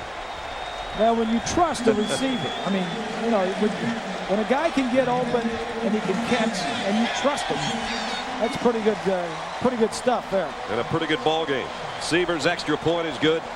With 26 seconds left in the half, it's 17-14, Florida State. Big drive by Miami. 80 yards, to Bob. come back and answer. It's almost like they were in shock, the offense. These 2 receivers run him off, and here's Winslow. He just got to run a little bit of hook to the outside. Tight end releases, gets in the end zone, and throws it, drilling as soon as he gets in. That's a short throw inside. That's a touchdown. Goes right back to number 81. Different play, different result. Kenny Dorsey. Yeah. He's liking it. That's his 15th touchdown pass of the year. And his 4th to Winslow. He had Shockey, Jeremy Shockey last year. You know, you like those tight ends inside the 10-yard line, inside the 5, because they're close to you. They're going to get open over the middle, and it's not a long throw, and you can just drill it just like Dorsey did. Let's see if Severs chooses to kind of squib this kick down, because Leon Washington and Profonso Thorpe on the other end would love to do what Washington did earlier this year, 97 yards for a touchdown on a kick return.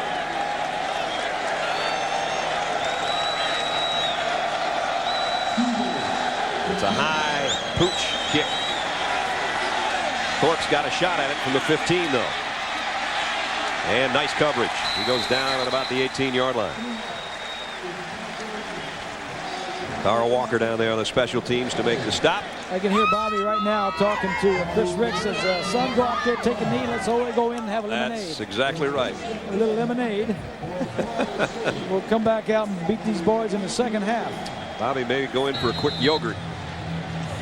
He's also lost a considerable amount of weight in the last year.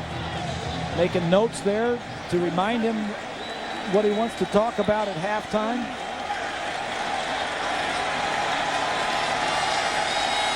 So 20 seconds left, and they will hand off. I'm surprised they do, but Greg Jones busts it outside. This is going to add to his totals out to the 37-yard line. 13 seconds remaining in the half. Yeah, any kind of exchange. I was a little bit surprised there, but Jones 134 on the ground in the first half. Yeah, Miami defensively coming into the ball game only gave up an average of 116 yards on the ground. They were just going to give one more taste to Greg Jones and then let the clock run out.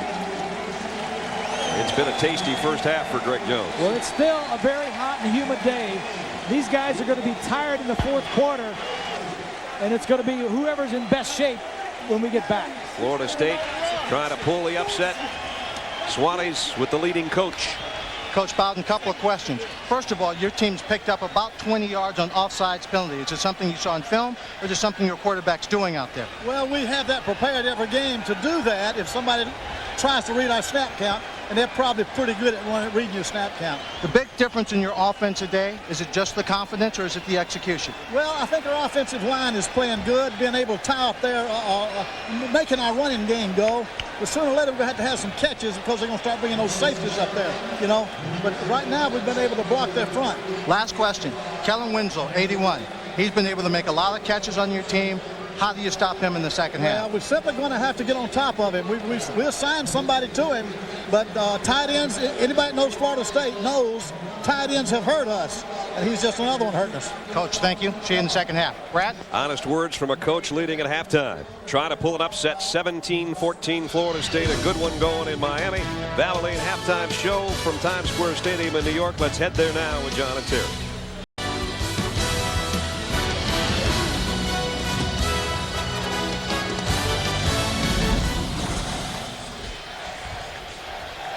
The rivalry couldn't get much hotter, neither could the day. Back at the Orange Bowl in Miami, and at halftime the 12th ranked team in the country is leading the defending champions.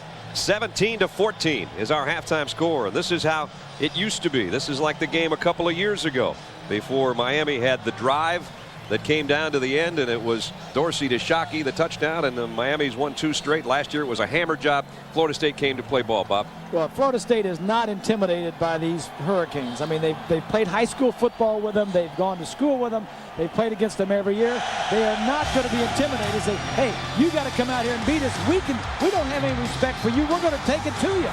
And that's what Greg Jones did in the first half, taking it to the opposition. He doesn't take many hits. He gives some hits out, like right there on the safeties of Miami. And Kellen Winslow's been the star in the other direction. A diving 27-yard grab that set up a 1st and goal that got him down close in the first quarter. But then late in the second quarter, it was Dorsey to Kellen Winslow Jr. and a touchdown, and that's what cut the lead to 17-14. Well, you say late. Miami scored on its first possession and its last possession of the first half. And a whole bunch of 3 and outs in between, courtesy of the Florida State defense. And 2 turnovers, an interception, and a fumble. There's Winslow's numbers, and his daddy's got to be proud of what he's seen so far. We're hoping Kellen, he's probably working today, doing much of what we do, but I'm sure he's catching a glimpse of this. Geathers from about the 3, and number 3 heading for the corner. Got out across the 35. Bryant McFadden might have saved a touchdown there. Let's check in with Lynn. Well, I talked to Larry Coker as he came on the field, and he said, yes, definitely, we've got to stop Florida State's running game. We got to just get off the blocks and make tackles. He said, telling his team in the locker room at halftime that they're in good shape to play this ball game. They don't have to worry about things. They just have to go out and execute. And also keep in mind, no, he's never been behind in the first half of a ball game. But in 4 or 5 ball games this year, they've scored on the first possession of the second half. That we will watch, my friend, as McGahee goes up the middle to the 40, maybe the 41 even. Our Pacific Life game summary. Statistically in the first half, look at that rushing difference, and then the passing flips over to the other side. Yeah, Miami's getting it done through the air. Florida State has 188 rushing yards. Miami with a lot of penalties. 2nd down and 6 for the Canes, and whoops, again an exchange problem between Romberg and Dorsey, and a penalty marker down. They better get that act together. Dead ball. False start on the offense. 5 yards. So Second down. backs it up to 2nd down and 11. We mentioned earlier that Dorsey and Romberg are roommates, kind of an odd couple. I said, who's the slob and who's the clean one? He said, well, he says, I don't have much there. Most of the stuff is Romberg's. And he said the only one time it gets messy is when his dog and my cat fight. And Romberg's got a Rottweiler. And Kenny's got a cat. Here's a run. McGahee in the open field. And Willis into Florida State territory. DJ Ward brought him down, but he ripped it off for 17 yards. Good blocking on the right side of the offensive line. That's Myers and Kelly. McGahee just scooting through there. He sees Jones on the other side getting some yardage. He says, hey, I want to get some of that stuff. He's a nice package of power and speed in his own right. First down at the 48-yard line of Florida State now. So as Swanee said, they know what to do with the first possession of the 3rd quarter, and right now they're doing it so far. Play action for Dorsey. Wants it all. Going deep for Johnson. Intercepted by Kyler Hall. A diving interception by the sophomore safety. It's a bad throw because the safety was in the center of the field the whole way. Kyler Hall, who has been out of position a couple of times in the last few games, didn't play well against Clemson, but Mickey Andrews said he's our guy. We got to go with him. There he is making a huge interception. Kyler Hall. Pretty catch. Special team standout last year, and now a starter and stretching out just in front of Johnson. Dorsey didn't check the free safety. He played the play action away from him, hoping that Kyler Hall would be pulled to the wide side and threw back, but he wasn't there. So Dorsey with 2 interceptions today. Remember, it was Ricks with 4 last year. Here's Jones, cut back. And he's out again to meet a safety at about the 21-yard line, Sean Taylor. It's amazing. A guy as big as he is, 250 pounds, with the feet that he has. Yeah, you just slid away well, he from stopped. that tackle. Yeah, and he took stopped, off. slid around. And he's patient. He's very patient. You know, the best big runner, the patient runner that I ever saw was Larry Zonka. He was huge, but yet he'd take his time, and he had good feet, very similar to Jones, Greg Jones. So a 2nd down and short. Chris Ricks trying to be heard. Jones again. This time they're draped all over him. William Joseph, the first man to meet him. And that will bring up 3rd down. Bob and Brad, Chris Ricks came up to that line of scrimmage, and he took a full 8 seconds behind that center, trying to draw them off sides as he did in the first half. Then he glanced up and saw he had about 6 seconds on the clock and got that play off in a hurry. Well, you can bet that Randy Shannon told his guys at halftime, we can't keep giving up those 5-yard chunks. 3rd down. There's the play clock again. A long 2 to go. Jones, not this time. Well, second effort. Got him closer, but I think he's short. Jonathan Vilma holding on for dear life. I think the other thing offensively for the teams that play Miami, they want to run that clock down to take time off the clock. Most teams have tried that, but have played them in the last year and a half or so. Matt Walters fired up, so's the crowd now, because the defense, and there's the head coach giving his defense some credit because they stopped him and stopped Jones to a 4th down situation. So Chance Gwaltney will have to kick. Roscoe Parrish is the deep man. Kick hangs up in the air. Parrish takes it to 24. Made one man miss. But the coverage is there to meet him after a short return. So the Hurricanes, who gave it up by an interception, the 2nd of the day thrown by Kenny Dorsey, their defense stiffens, and they'll have the ball when we come back.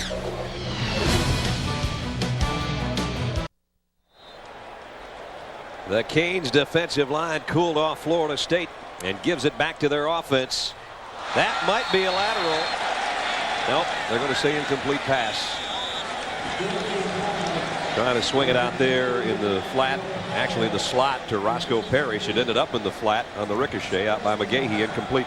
You know, that little pass, just shows that the Miami is off just a little bit. Either Dorsey is off with that receiver, because I mean that was a pass they complete 99% of the time. It was thrown behind the line of scrimmage. You had 4 guys out there. You throw to the back guy, and they missed that one. So Miami's off a little bit right now. And almost a fumble. The pitch to McGahee.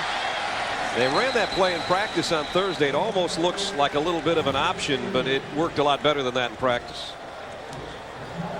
First of all, Dorsey mishandles the snap a little bit. Yeah, I think that's exactly what it was. He just mishandles the snap. He and Romberg are having problems today just getting the snap. They're fighting like they're cats and dogs. You know what it was? I don't think the fullback got out of the way quickly enough, so he had a clean path to pitch the ball. So he had a double clutch there. Yeah. Now it's 3rd down and 7. 3 wideouts for Dorsey. Kenny with a quick throw and got it complete. It's been his favorite guy, Kellen Winslow. First down. Well, Boulware was all over him. He tucked that one in there pretty tight.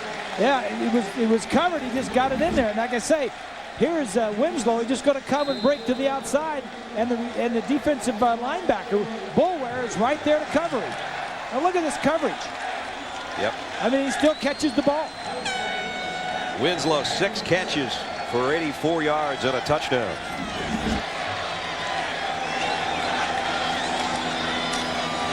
Up the middle, McGahee dropped for a loss again. Travis Johnson this time defensively for Florida State on the bottom. Yeah, that's just a slow developing play. It's kind of a misdirection. And Travis Johnson just beats the center of the offensive line and gets in there and says, hey, you ain't getting away with this. This is just, it's too slow.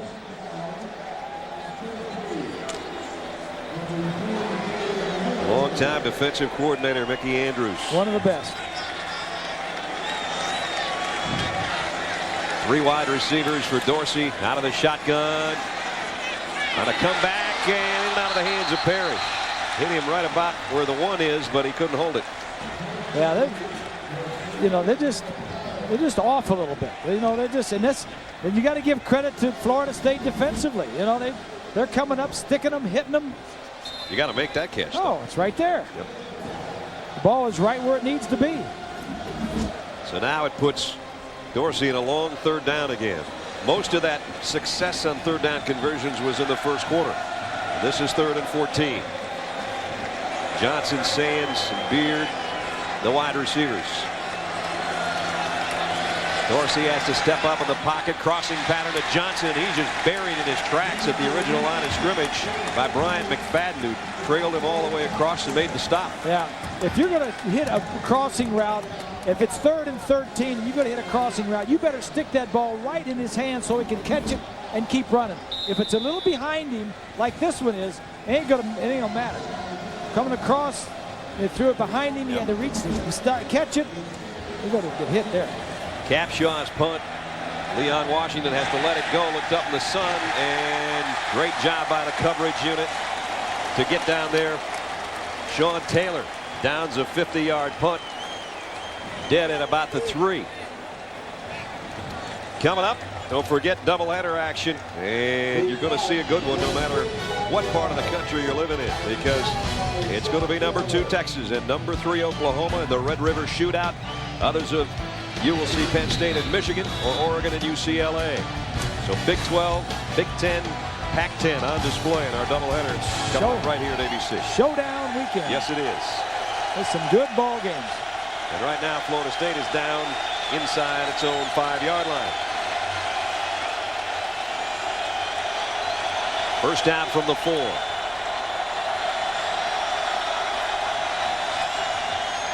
Nice sidestep by Jones, and busts the tackle, still on his feet, and he's out to the 12-yard line. I tell you, that offensive line for Florida State is doing a nice job with that defensive line, the one we're talking about being the best in the country. The 2 Williams boys, Brent and Todd, Marambo is the center, Holland and Willis doing a nice job up front. Take a look at the blocking. There's Marambo, 52, just not doing anything, just positioning the middle linebacker. Jones had 165 yards against Clemson, 173 against Virginia.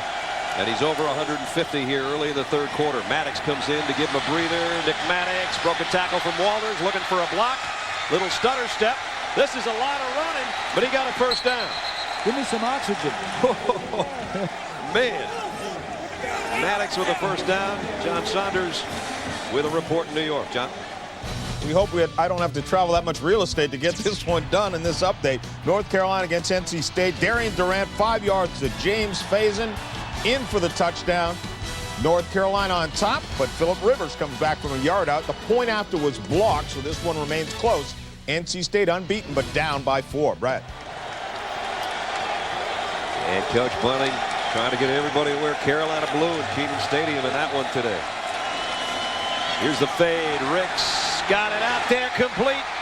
Anquan Bolden finally makes a catch, his first. But it's out to the 43-yard line, first down. And again, picking on that side. Yeah, this is a much better throw. What they came in doing, throwing the bump and run to the wide side. Fake to the inside. Ricks throws it long and to the outside. Jennings never sees it. That's the game plan. Throw it quick. No 7-step drops. That pass was perfect. Right where it had to be. And he knew it. He's getting some confidence now. The touchdown pass in the first half in the second quarter, and then now he's getting some confidence. Starting to play like the kid that was ACC Freshman of the Year last season. Now the handoff to Maddox, and again Maddox finds room on the right side. Vilma missed the tackle. Maddox made another couple miss, and he might have another first down. Right, that change of pace. Maddox first blasts away, and then they get Maddox in there. Yeah. Jones rather blasts away, and then Maddox. Good point. I mean, just poor tackling. I mean, Maddox is jumping around and dancing around. He's making a miss with all the jukes. And Jones, he makes a miss with all the power. They hit him, but he doesn't come down. Remember, a hot day, whether you're using 8 defensive linemen or not. Walters almost fell into the neutral zone again. First down, Florida State at the Miami 47-yard line. Here comes the big fella again. Puts his shoulder down. Even when they tackle him, he sort of makes them pay, and they have to readjust their chin straps, and then they find out it's 4 yards downfield. Yeah, they're always falling forward. No matter if they get hit at the line of scrimmage or 1 yard down. Watch them. They're always falling forward. They're always going forward, yeah. Jeff Bowden told us that he told Greg Jones after the Louisville game, he said, you know what, if you keep your feet moving, it's kind of hard to bring you down. It sure is. Look what Miami's doing. They got 7 guys in here to try and stop the run. And as long as they have 7 guys, they're going to continue running the football. There's 2 safeties back on the left side. They're saying, those are playing pass defense. We're going to run as long as you play 7. This time they stopped those feet. They got down low and wrapped him up below the knees. Will Fork and Clark in there to make the hit, and it's going to bring up third down. And Miami is saying, we can stop you with 7. And then with safety, one of the safeties is going to come up late. But that's the game that they're playing right now. Randy Shannon, the defensive coordinator, thinks that his front 7 can stop their run. Third down and 5. 7th play of the Seminole drive with 6 minutes remaining third quarter. From the shotgun. Ricks, slant to Bolden, first down to the 32-yard line. And so Anquan Bolden has 2 catches on this drive. There was a good example of hitting a guy in stride. Here he is right here, and he's just going to run a little slant. It's an easy throw to catch. Just Bolden just comes off the line. Now he gets inside, and look at all the room in here that he gets the ball to him. And that's what you were talking about, is when you hit a guy in stride on one of those kind of patterns, you get positive yardage. Exactly. Don't throw it behind him. At the 32, Florida State up by a field goal.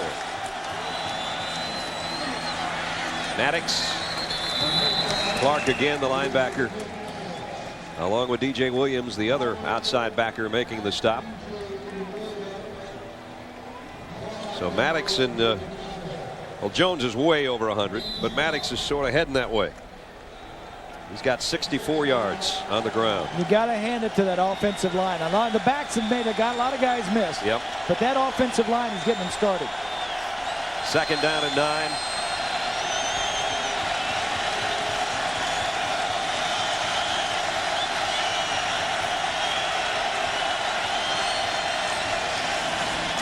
Maddox stops in the hole. John Vilma was there to meet him in the hole. Short gain is going to bring up 3rd down again. Bob and Brad, you're talking about the offensive line of Florida State. I think you got to give some special credit to number 79, Todd Williams. Todd Williams was the offensive tackle last year, but due to injuries, they moved him inside to the strong guard position. Now, for all those folks at home that say, well, he's still on the offensive line, that's not a big deal. That's a big change for a guy, especially in a tough ball game. He's switching from side to side. It's easy to get confused in the heel battle and make a mistake, but he is hanging tough in this ball game. There he is, all 330 pounds of him. 3rd and 5, and the crowd at the Orange Bowl comes to life for the defense. Jones, though. Oh, he had it. He had it, but he tripped in the hole, and he's short of the 1st down. Let's check in at Times Square Stadium, John.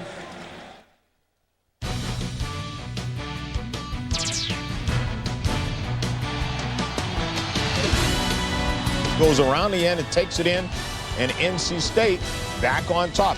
20-17, about 7 to go in the 3rd quarter. Brad. Florida State will try to add to its lead here. Xavier Beitia hit a 45-yarder earlier in the game. This will be a 42-yard field goal attempt. Kick on the way, and he's got another one.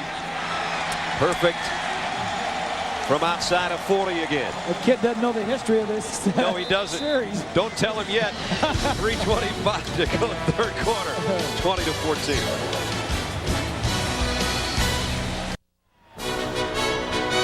ABC Sports presentation of college football brought to you by Nissan and your Nissan dealer. Miller High Life. To live simply, proudly, boldly, manly. This is the High Life. Valvoline's Max Life, the first motor oil formulated for higher mileage engines. And Tostitos Scoops, the dip lovers chip. Dig in.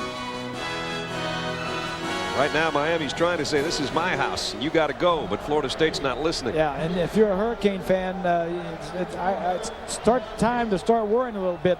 Hurricanes have turned the ball over 3 times. 2 interceptions by Dorsey and a fumble. And Florida State is getting stronger as this game goes on. Yes, they are. You can see their confidence growing. And they will bring this one out. Gathers from the end zone, and he probably shouldn't have. He's planted at the 14-yard line by Sam McGrew on the special teams. Our Nissan drive summary. Florida State doing well to go 72 yards. 5 minutes and 26 seconds. 11 plays. They mixed it up nicely. Bolden caught a couple. Jones and Maddox both ripped off some runs, and then Beitia hit the 42-yard field goal. That's where we are, 20-14. Nice drive, and the field goal kicker Beitia, he has been outstanding for Florida State all year. He's just a sophomore. He's hit what's he hit now? He's hit 13 of 15. 13 of 15, yeah. right. Dorsey off play action, flushed out of the pocket again. On the run, overshot Andre Johnson, who was open. But Dorsey was running for his life and couldn't find him. Yeah, and I think you can count on your right hand the number of times Dorsey has crossed the line of scrimmage, scrambling. Not many. Penalty marker down. Kenny hadn't been sacked today, but he's been knocked around after letting go of the ball, that's for sure.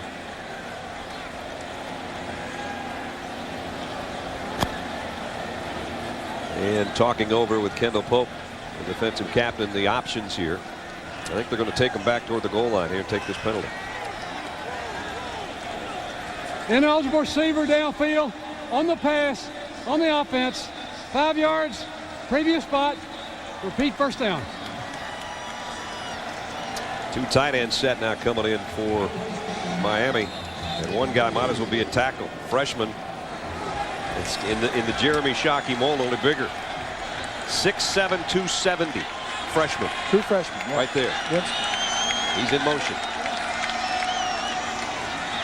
Here's McGahee wrapping both arms around the football across the 15 out to the original line of scrimmage, and then maybe another yard.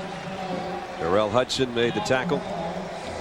You know, when you get down to this third quarter, the fourth quarter, this thing may favor a little bit Florida State. They've been in some battles this year, and in fact have lost a game to Louisville up in that rainstorm. Miami's had it easy. They haven't had any battles into the fourth quarter. Bobby Bowden told us we want to keep it close and make them play a close game because they haven't had one yet. Well, they got a close one. They're behind.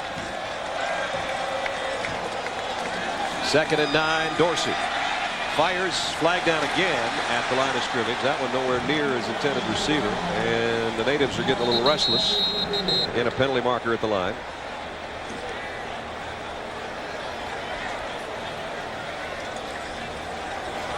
And it's against Miami. And they're double digits in penalties. Something that's been a problem for them. It's their 12th penalty. Illegal shift on the offense. 2 men moving at the same time. Penalty is declined. 3rd down. This one's declined, bringing up a 3rd down and 9. Yeah, you know, Larry Coker right now, he's thinking, you know, his quarterback is not sharp today. He's had a couple of nice drives, but his quarterback has thrown a lot of balls off target. And if you don't have that guy in there, Kenny Dorsey, making this team move, you got a lot of talent around him, but he's a little off today. Still a low delivery, but Johnson, I think, scooped this one up. He did. 1st down. He needs some guys to start making some plays. He's not off on every throw. I've seen a lot of drops here, too. I don't think I've seen Kenny this shaky till that start out at Washington, Bob, and that's the last time they lost a ball game. Well, that's true. Yeah. Boy, nice catch. The ball was a little low and outside where it really needed to be, away from the defender. Well, 1st down at the 32. 2:05 remaining in the 3rd quarter. Parrish in motion. Pump fake one way and going back to Parrish the other. He got him on the fly. Parrish trying to break a tackle all the way to the 15-yard line.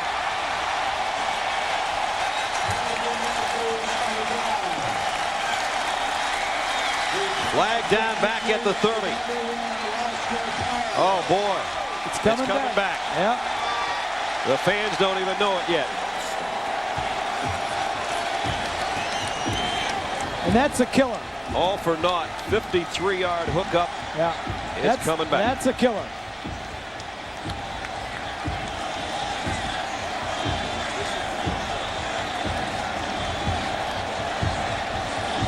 This one will be obviously accepted and will become officially the 12th penalty. Here's the call. Chop block on the offense.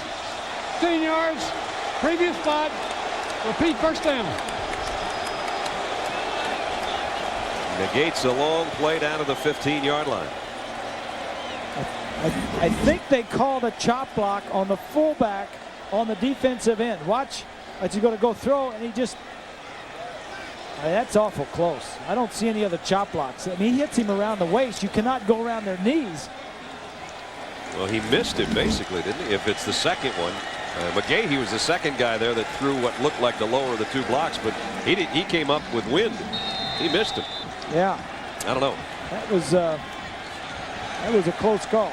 Normally you see that on end arounds and that type of thing. You don't see that call in that situation very often, if ever. That was a big call, though. Big play for Miami is called back. 1st and 25, and McGahee back across the 20 to the 21. Yeah, now this is when it tests the character of an offense. You get something downfield, you finally get a play, you're behind, we're going to go down tied up, they take it away from you. Yeah. And Bob, what I saw from Miami after that play, instead of seeing someone take control and say, all right, let's keep our heads focused, I saw a lot of heads down, shaking, going back to the huddle. Yeah, I think they're tired. It's hot. We've talked about it. It's hard to relate if you're sitting somewhere in the Midwest or somewhere where it's 50 degrees, but this is like a preseason game in the NFL. It's hot. And some tired bodies out there. The pass intended for Beard is incomplete. And when you're tired, you just don't do everything you have to do. Dorsey rolled to his left, saw the receiver, and just said, I'm going to throw it, but he's just not on. Just not as sharp as he normally is. And that's 3rd down and a mile. And all of a sudden, that's the first time I've heard it today. I hear the Florida State war chant in the background.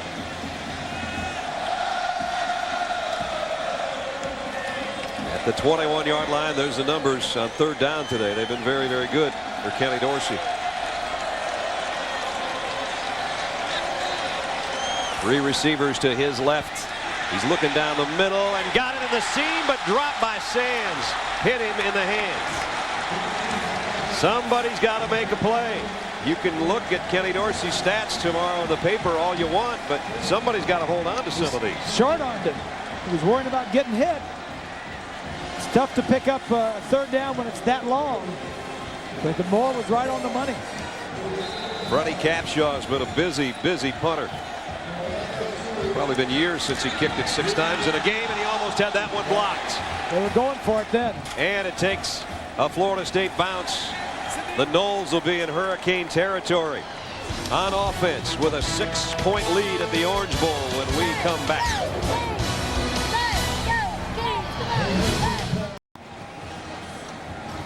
I think Bob alluded to it earlier. It's a whole lot cooler when you're winning.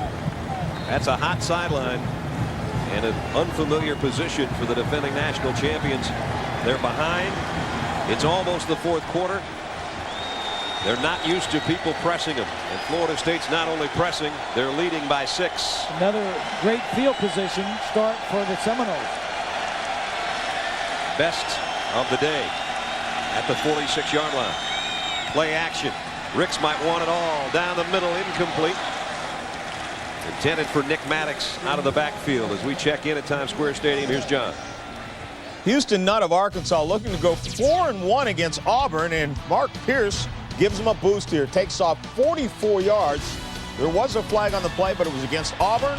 And so Arkansas has upped the lead to 31-17, Brett.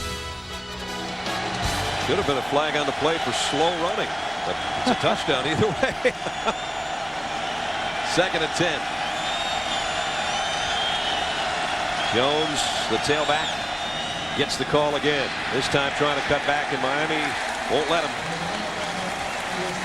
Will Fort, number 75, the big fella, getting a hand up from his teammate, is the guy that made the first hit. Miami has won the last 2 games of this series, but before that, Florida State had won the last 5. Miami went up to Florida State last year and ended a bunch of streaks, the home winning streaks and all that other stuff for Florida State. Now the Seminoles are down here trying to end some streaks for Miami. A re-streak could be happening at the Orange Bowl into 3 quarters. And at the end of 3, Florida State trying to pull an upset. 15 minutes left. They lead 20-14. ABC Sports presentation of college football returns after this message and a word from our ABC stations.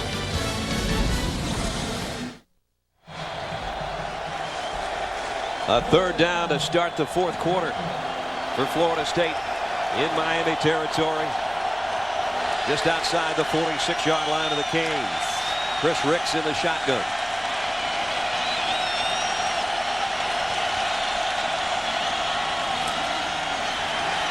Ricks in trouble. He'll run out of it. Whoop. Up and over, but not far enough, and he's hurt. He did this last year at a ball game in the end zone. Tried it here and got stung pretty good. Yeah, he came down on his head. And he's going back down. There is a penalty marker on the play.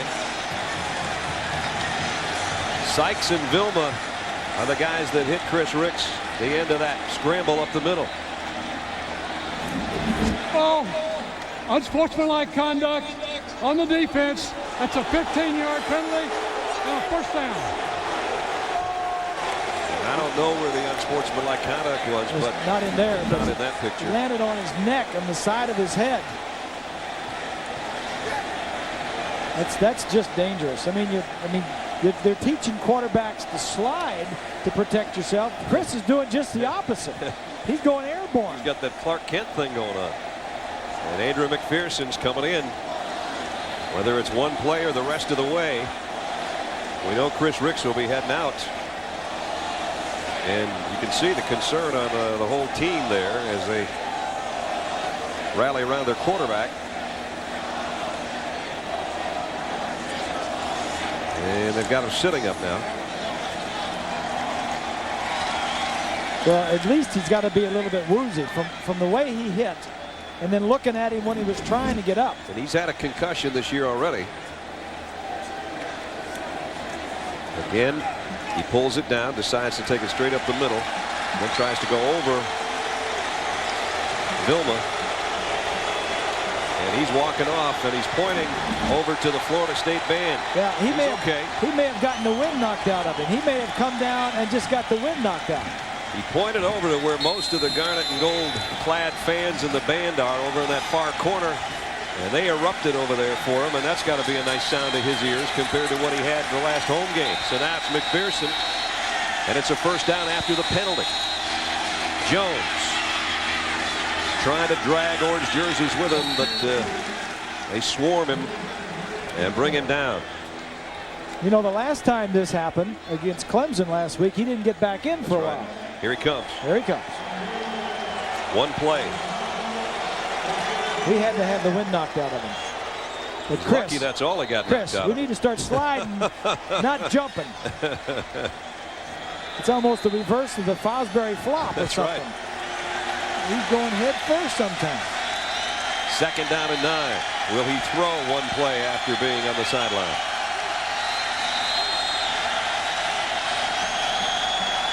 Well, Miami has 7 in the box. They're probably going to run it. It's a toss. Jones, but again, Vilma, the middle linebackers there. Pick up of 3. John Vilma with the stop as we take a stop here to head to New York and John Saunders.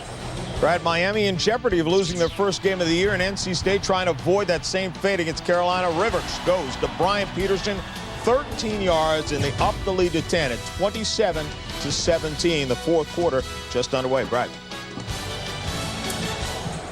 Phillip Rivers, one of the highest rated passers in the country. Got a funny motion sometimes too, but he just wins ball games also. Yeah.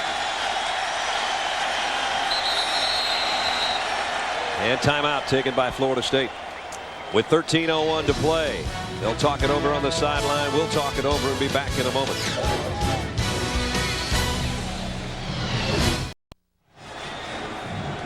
And as you await our doubleheader, who knows, maybe the winner of Oklahoma and Texas will be in the driver's seat next. Number 1 Miami's long winning streak is in jeopardy.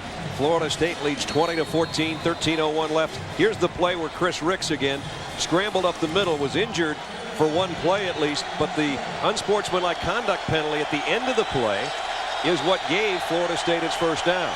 But now they face 3rd and 6. They started on Miami's 46-yard line, and 15 yards of penalties have moved them down here. Maddox flares out of the backfield. Quarterback draw. Chris Ricks trying to get it up inside and got it for a first down. Big first down. The confidence that we talked about Chris Ricks needing in the opening is developing through this ball game, and you see it right here.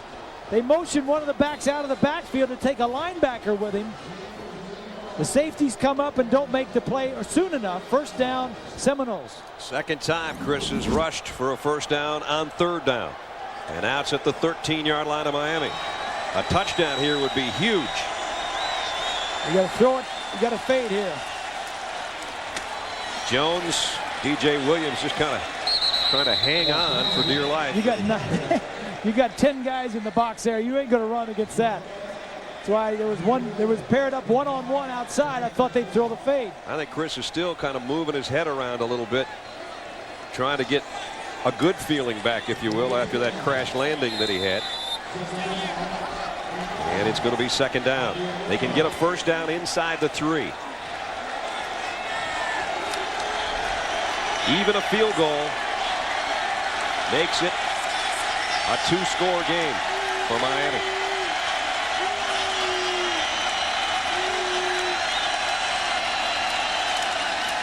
Jones straight up the middle. Touchdown.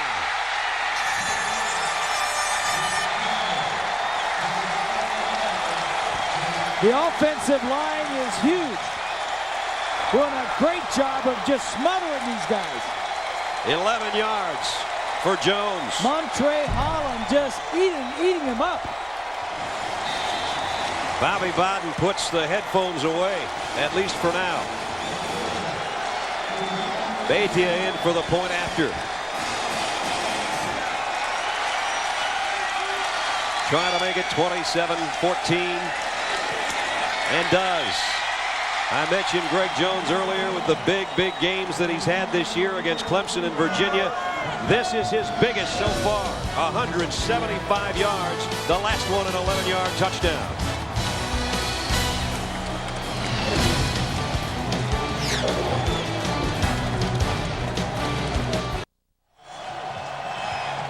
.27 carries, 175 yards. Watch here is Holland, the left guard, is just going to eat him up. Now look at the hole that is created there. Holland on the left, 61, going against Wilfork. That's two 350-pounders going like two sumo wrestlers. Right to the left there. Marambo gets a good block. Todd Williams gets a good block. Vilma just ran himself out of the hole, the middle linebacker. The Big Eaters eating things up.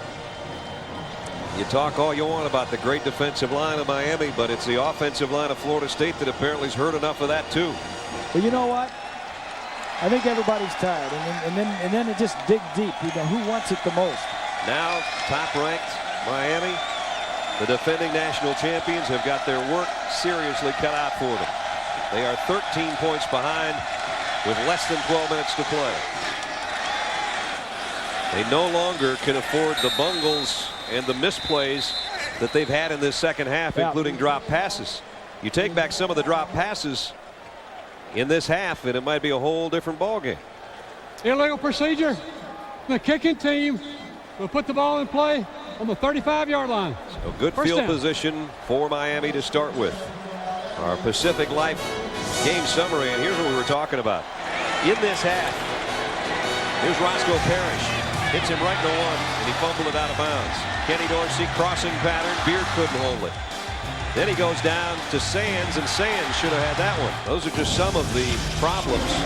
That doesn't even show the long pass down the sideline to Roscoe Parrish That got called back. on a penalty. And now Dorsey will work from the gun and under the gun. Skip that one off his intended receiver. Gathers out of the backfield, and again Dorsey will come out of a pile of white jerseys. Swanee.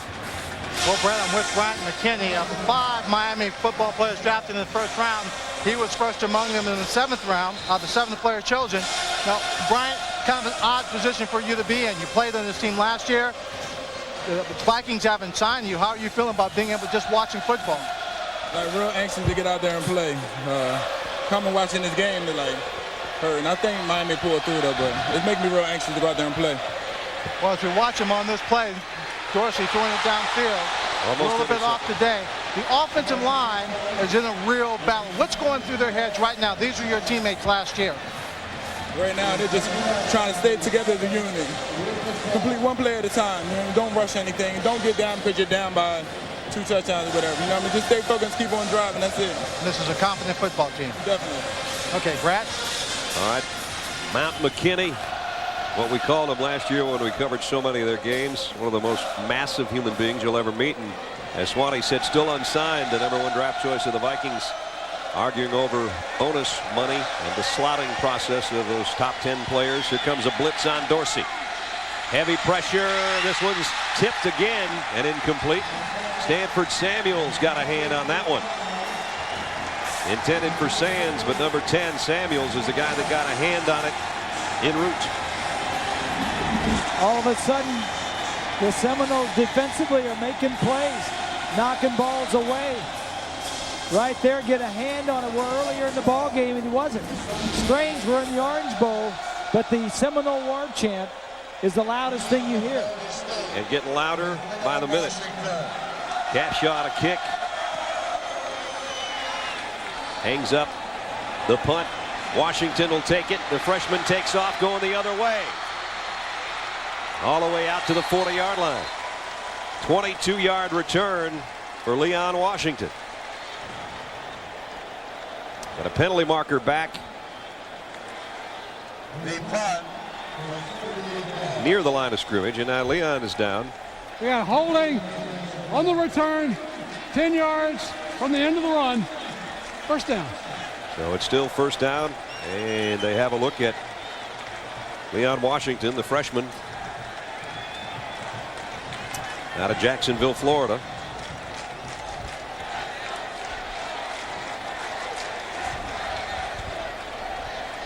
So we'll check on Leon after we take a timeout with 11 minutes, 8 seconds remaining at the Orange Bowl. Florida State leading Miami by 13.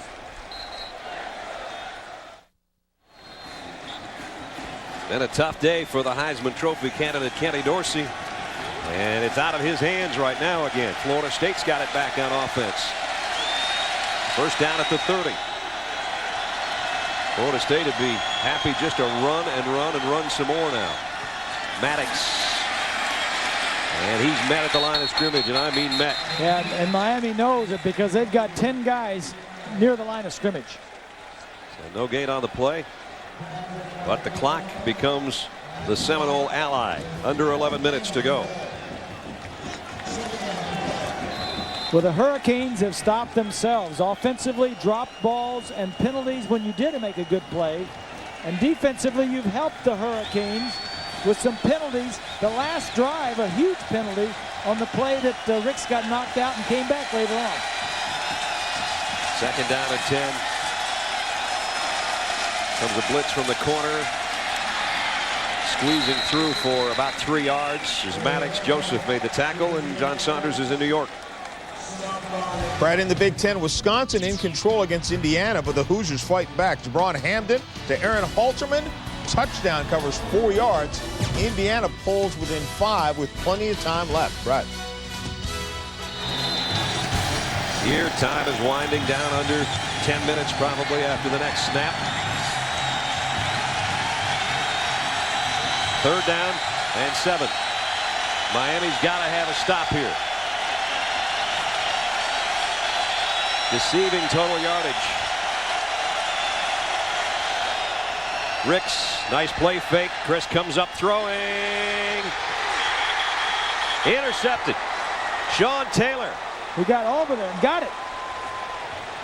He had a long way to go. He did.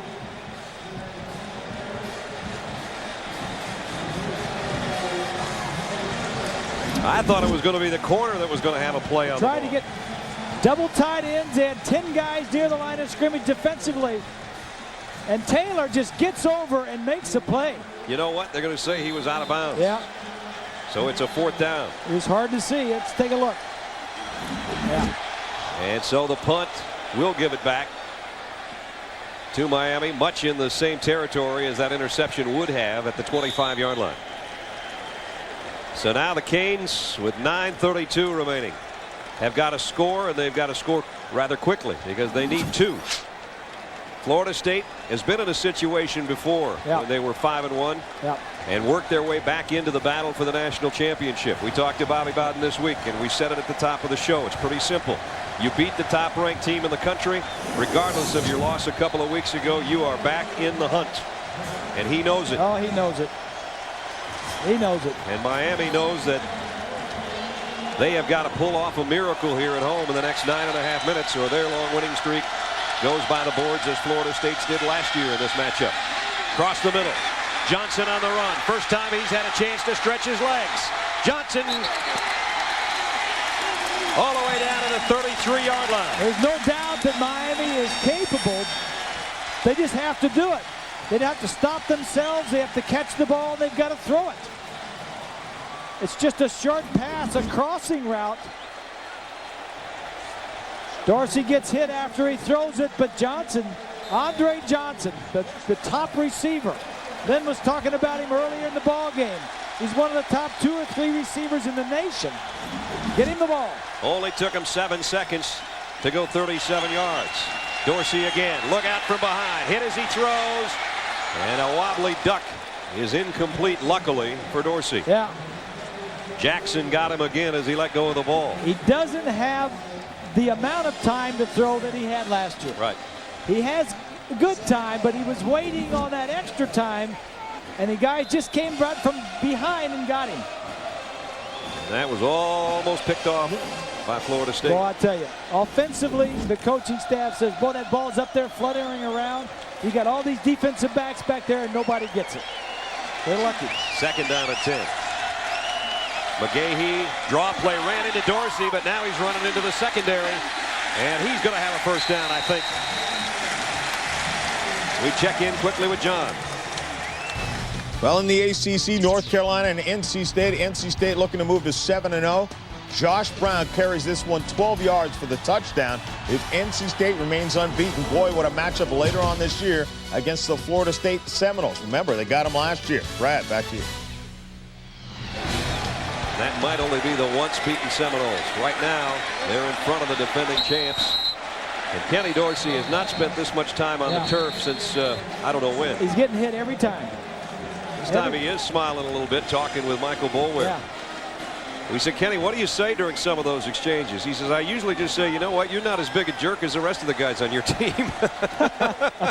He didn't say jerk, but it was something like that. Penalty marker down.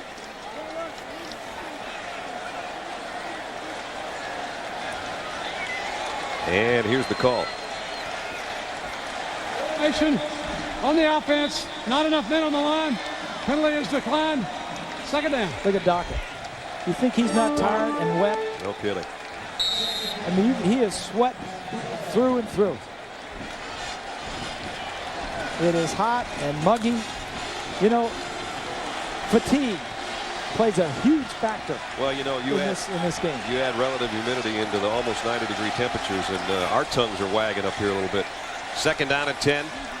Dorsey steps up in the pocket, fires, caught. Johnson, first and goal. They had two guys there.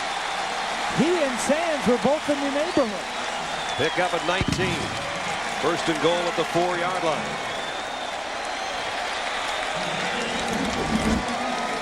Miami lines up in a hurry. Florida State doesn't have their defense out there yet. Well, forget the telestrator. They had two receivers down there right in the same area. Shotgun, handoff, draw play. No. McGahee brought down by.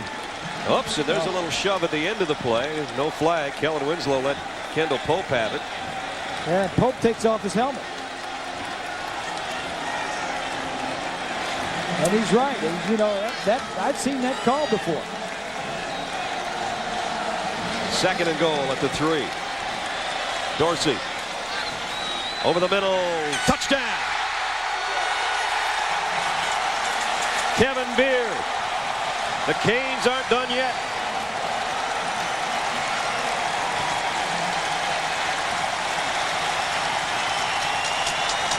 Kevin Beard, who dropped a pass earlier this half that we showed you, hangs on to a dandy here. Great protection. A duck goes flying and is caught by Beard. They don't care how it gets there, just so it gets there. There's a duck in his beard. Yeah. An Aflac duck. Whack. Seaver's in for the point after. And it's good. We got a lot of football left now, folks. 8 minutes, 10 seconds. Defending champions trailing 12th ranked Florida State. The 46th meeting between these rivals, and it's a beauty.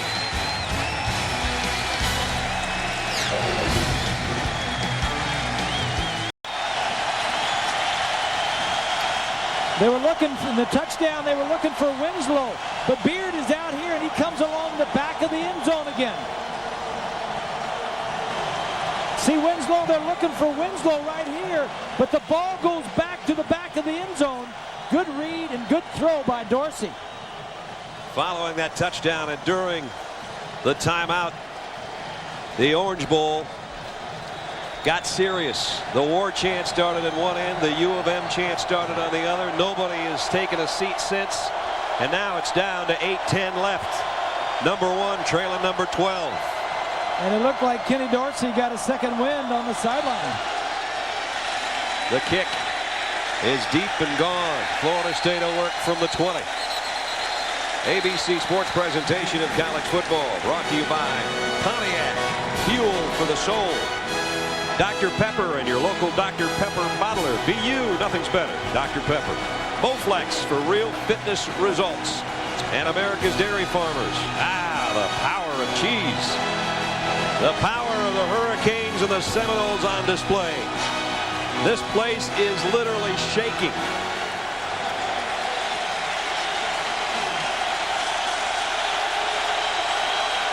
Can the Canes defense come up with a play? And can Florida State ice it away? First down, Seminoles. Rick's broken play. He's going to keep it around the end. And he takes another wicked hit, this one from Sean Taylor. Well, what they want to do is run the football. They don't want to throw it. Ricks has only thrown it for 60 yards today. He's 6 of 14. And that time he was strictly a running back. An Orange Bowl record crowd of almost 82,000. And they are making their presence known on every snap now. And it doesn't matter which team they're cheering for. They're hot, they're loud, and they're rowdy. And they've got the game they hope to see. Jones straight up the middle. Greg Jones breaks free. First down, and he's still on his feet out to the 45-yard line. 18 more yards for the Big Hoss. 193 on the day. From behind the defense, Miami, that offensive line of Florida State's getting blocked. Vilma gets blocked. Sykes can't bring him down. Taylor's holding on. Help, he says. What a great effort by Jones. 193. Career high at the 45. 1st and 10 Florida State. We're under 7.5 minutes. Draw play. Maddox, nothing. Back to the line of scrimmage, and that's all. Time permitting. Stay tuned for the Thrifty Car Rental postgame report, featuring scores and highlights from across the country.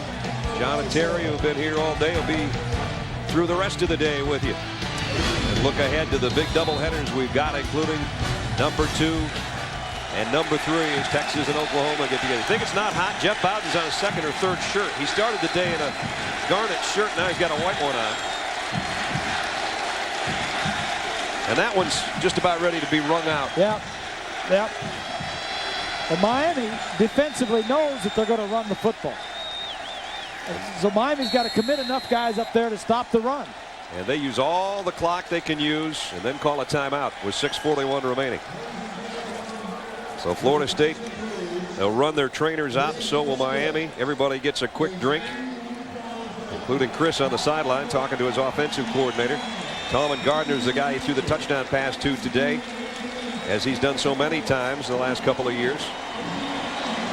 They don't want to put this ball in the air if they can help it. There have been close games in this series that has run over a half century. They favored Miami in the games decided by 5 or less in the last 19 years, all Hurricanes.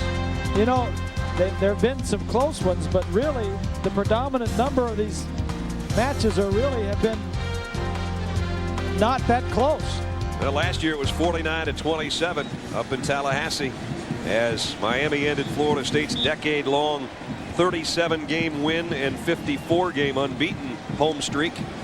Then Larry was talking yesterday. What was it, 49-0 or something? Up there. Butch Davis is up at Tallahassee a few years back.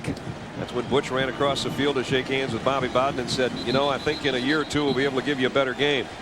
And it's just gotten better and better. And now they're both giving each other a game. Bob and Brad, these are the kind of games that you make reputations on. You make and add a little history to the game. We've talked about the Florida State offensive line in the past. We've talked about Miami's defensive line, how good they played throughout the games in the past. But moments like this make reputations. 6 guys in the box for Miami. 2nd and 10. You're going to run it every time against that. Jones stuffed for a loss. Sometimes the defense wins, but other times the offensive line wins. That time the defense beat them. Cornelius Green from the defensive line, and DJ Williams, who's had a whale of a game from his linebacker position.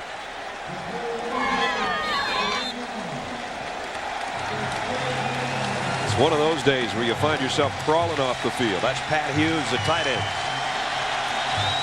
Yeah. 3rd down and what they didn't want to get in.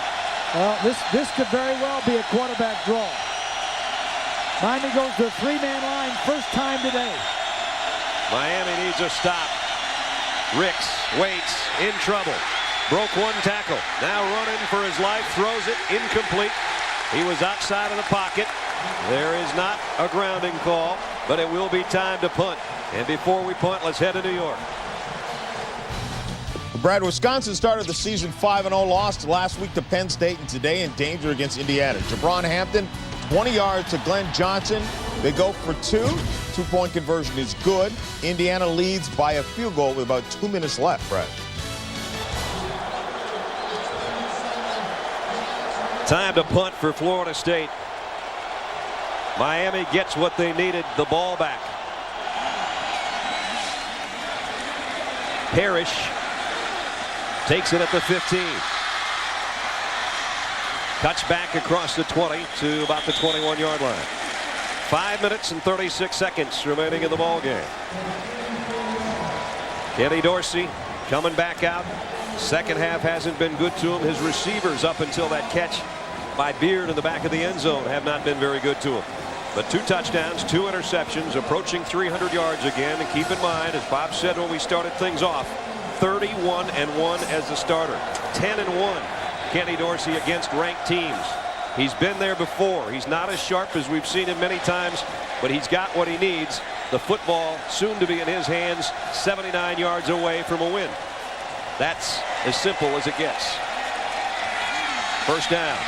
Swings it out to McGahee on a screen pass. McGahee across the 30. Down the sideline. He might go. McGahee, one man to beat.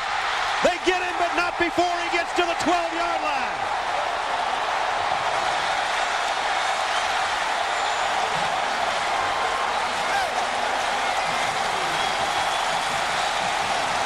It's just a simple screen.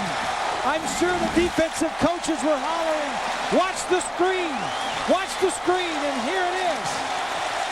McFadden gets blocked, a broken tackle. He outruns one, but he's not going to outrun the last one. Huge play for Miami. And Romberg, of all people, was one of the guys that got one of the last blocks, Bob, way downfield. 68 yards, the longest play allowed by Florida State this year. First down at the 11-yard line. Geathers inside handoff. Geathers, touchdown, Miami!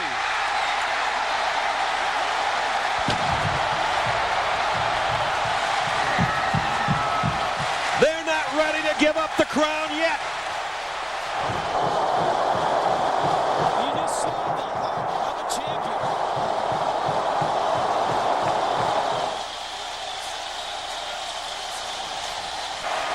Two plays and 79 yards in a hurry. Sievers for an all-important point. Got it. The number 1 Canes lead. Oh, my goodness.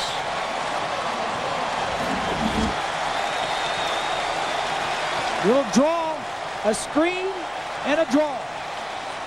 And a touchdown to go ahead. And Bob and Brad, you guys talked about it. Dorsey's off, but what he does is utilize his assets around him. The short pass on the screen, the offensive line opening up big hole. Let your team do the work. No one man can handle it all by themselves. You remember yesterday when we were talking with Dorsey, and we asked him, do you remember the last loss? And he says, I remember it like it was yesterday. And then I said, do you remember the drive when you were just a youngster to come back against Florida State and throw the touchdown pass to Shockey? And he said, that seems like 20 years ago. And he also said, I don't want to leave Miami as a quarterback who was behind center, who lost to Florida State his last year. That's exactly right, Swanee. Well, that's the stuff that championship players are made of. Our Pontiac scoring drive, 79 yards in 19 seconds. Now, it's up to number 16 on the other side. Wow, what a quarter. 5 left. Miami leads by 1. Leon Washington, the freshman, drops it in the end zone. He'll have to take a knee. What a great job Sievers has done kicking off today. Yes, he has. 4th touchback that they haven't been able to return. Let's check in with John Saunders while we catch our breath. John? There's no catching breath this afternoon, guys. Texas and Oklahoma, number 2 and number 3, await after number 1 Miami and Florida State. Of course, some of you will see Joe Paterno look to get another win after the great win against Wisconsin last week. He'll face Michigan. Some will be in the Pac-10 to watch Oregon and UCLA. It's all coming up when we're done in Florida. Gentlemen. We can only hope you folks in the Big 12 and the Big 10 and the Pac-10 can be treated as we've been in Miami. 28-27, #1 Miami leads. Ricks, the fade again. This one's over the head of Robert Morgan. He cut inside Kelly Jennings. The pass went outside. This kind of makes up for all those blowouts we've been doing, huh? Florida State coming in with 1 loss, that to Louisville in overtime. Miami coming in 27 straight wins, just 2 shy of their school record, coming off a national championship season, and they've shown us in the last 5 minutes they're not ready to give up the crown jewels yet. Chris Ricks has missed his last 5 passes. He's going to need one pretty soon. They'll keep it on the ground here, though, and Jones is smothered. William Joseph just lifted him up like Joan Rivers' face.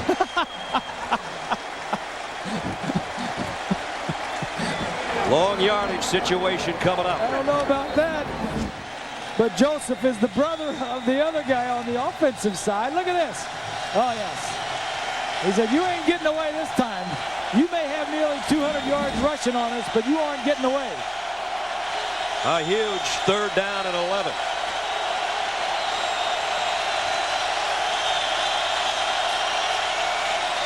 Ricks down the middle.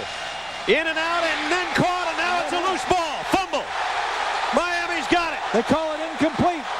Looked like a catch, they say no. PK Sam bobbled it, looked like he caught it, then got whacked. Oh, a huge hit. And the Miami coaches are off the sideline saying, are you kidding me? Let's take another look. It's a great throw by Ricks. Tremendous throw. Oh, boy. I don't know. I don't know. It looked like he had possession against his body. I'd agree with you, partner.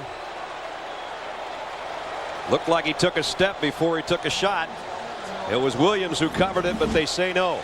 Either way, Miami's getting it back because Gwaltney's got a punt.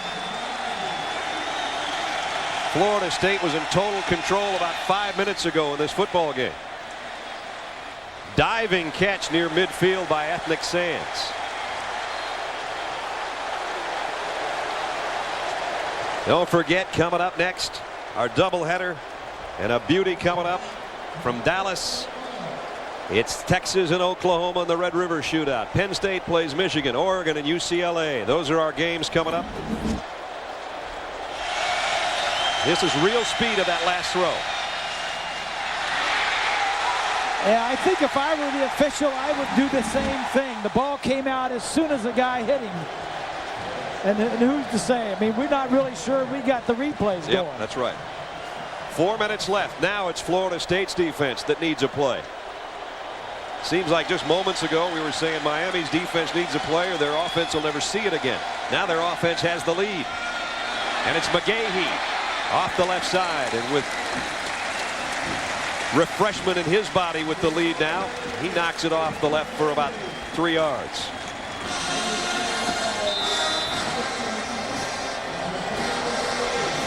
Just a little bit of offense, huh? Well, you would expect that in a Florida State-Miami game. 2nd down and a long 6 coming up. They are unbeaten. And we thank you for welcoming us. McGahee, both hands around the football. He's been very cautious when he hits it up inside today. And he got to the 45 where it's going to be 3rd down and 5. Don't forget Monday night, Al and John will be along the birth of a new rivalry. It'll be the Seahawks taking out the 49ers. 9 Eastern, 6 Pacific. Don't forget to cast your vote for Monday Night Football's greatest game, too, at ESPN.com. Keyword MNF 500 or NFL.com. Pretty good game on Sunday night, too, on ESPN, and I wonder where my partner's allegiance will be in that one. Miami and Denver. I'm going with my son this time. I figured you might go family. I'm going with family this time. That's the only time I would go against the Dolphins. 3rd down and 5. Geathers can't find any room to run. As right now the Hurricanes don't want to do anything wrong either, and it's 4th down. They say we're going to leave it up to our defense. As good as our offense is, as good as Dorsey and our receivers are, we're going to leave it up to our defense. They tried 3 running plays, and now they're going to punt it. Rob Chudzinski, the offensive coordinator, right there in the middle of the screen. Randy Shannon way down on the far end as a defensive coordinator, both in the Miami booth. And they'll let this clock wind down before they even bother going out there with the punting team. They may even take it all. And they might take a penalty. Say, hey, back us up 5 if you want. Meanwhile, Bobby Bowden talking upstairs. He knows he's going to have about 2 minutes to play with and a long way to go. And Florida State has only 1 timeout left. Well, Florida State doesn't get hurt in the rankings in the polls either way on this game. If they win, they're definitely going to go up. If they lose, they still may go up.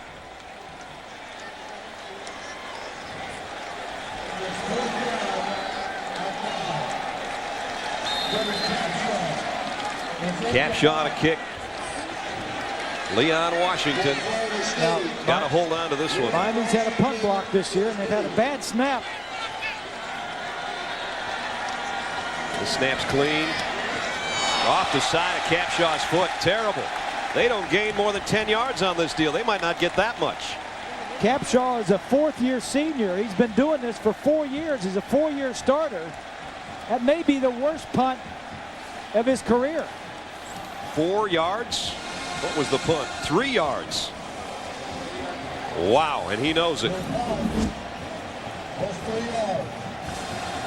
fact, he's been the top punter in the Big East the last 2 years, and sometimes something like that happens when you don't need it to happen.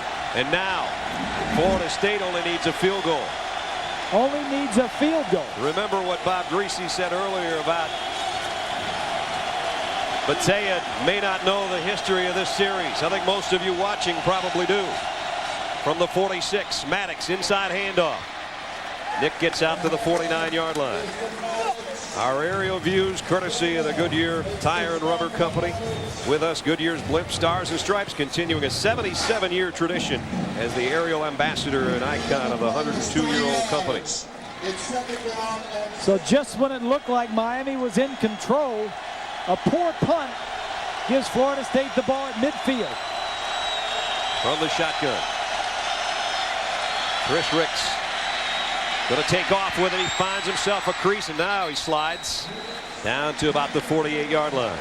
Florida State only has to move this ball down to about the 30-yard line or the 25-yard line. 25-yard line would be a 42-yard field goal. Beatty has made from 42 and 45 today. His career long is 50. And he is going in. He would be going into a little bit of a win. Remember what Bob said earlier. Maybe he doesn't know the history of the series. We do. Jerry Thomas, 34-yard field goal attempt in 91. Bobby Bowden even thought that maybe this one was good as he ran off the sideline, but it wasn't. And his team lost. Go to wide right 2. Matt Munyon, Dan Mowry rather, 39-yard field goal attempt, no good. Then in 2000, 49-yarder, wide right again for Matt Munyon. Now, Xavier Beatty maybe doesn't know all that. You want to bet he doesn't know all that? You don't go to Florida State and not know the history of football. There's what he's done today. He's got the net up, and he's starting to work it with 1:23 remaining in the ball game. His career long was against Virginia Tech in the Gator Bowl. His regular season long this year is 46 yards. Still, there's a 3rd down that Florida State's got to get through first to give him a shot. Ricks needs this pass. Across the middle. Got it to Tolman Gardner at the 41-yard line. Good pitch and catch. That's big-time stuff. Rick stays in the pocket, moves around a little bit, and a strong arm gets it out there. They move the sticks. The clock will start with 1:16. Florida State is out of timeouts. Remember, they used one real early in this half. Then they used one at about the 6.5-minute mark just to give their defense a blow. Then they used one recently, and so they're out. First down at the 41. Blitz coming from the corner. Ricks in trouble. The blitz got to him, but he threw it anyway, and Gardner comes down with it. Tolman Gardner. Unbelievable. He should have been sacked, and he completes it. They're in field goal range from 42 yards. Under a minute. If you want to hire a Gardner, I'd get number 21. At the 25-yard line, it's a first down.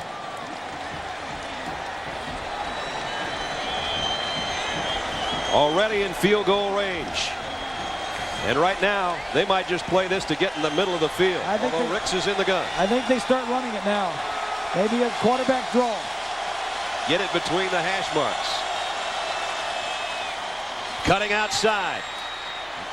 Vilma's got Maddox wrapped up, though, at the line of scrimmage. And now 25, 24. Clock winding down. You can't stop the clock. Miami stops it. Miami stops it. They take a timeout. Yeah, that's good. That's good thinking.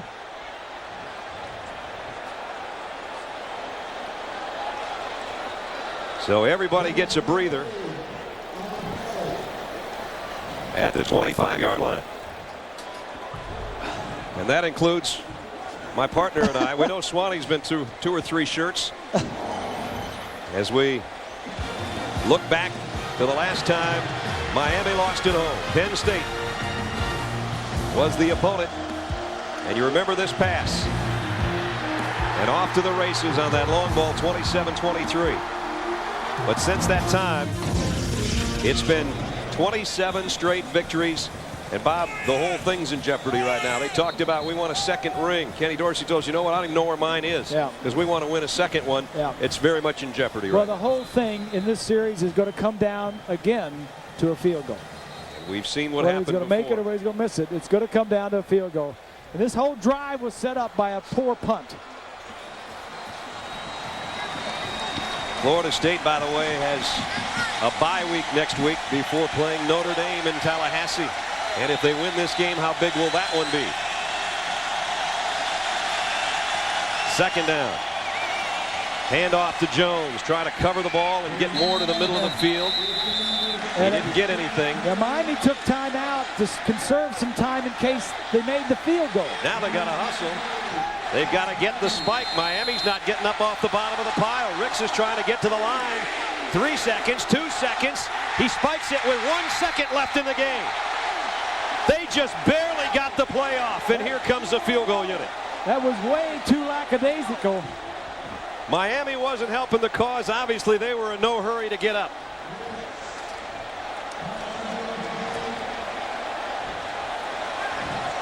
So now it's all on the right foot of number 47. Xavier Beitia from Tampa. He's on the Groza list. These are the kind of kicks that win you the Groza Trophy.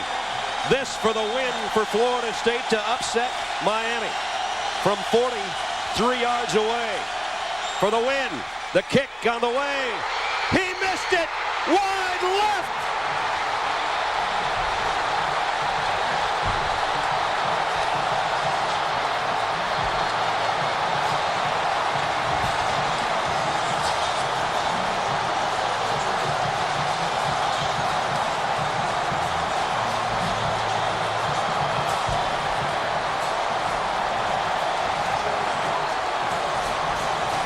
Wide right so many times. And when it came down to dethroning a champion, it was wide left. Sadly, no one should have lost this game. It looked like the snap was a little bit low. Take a look. Yeah, he had a little trouble, but that's all right.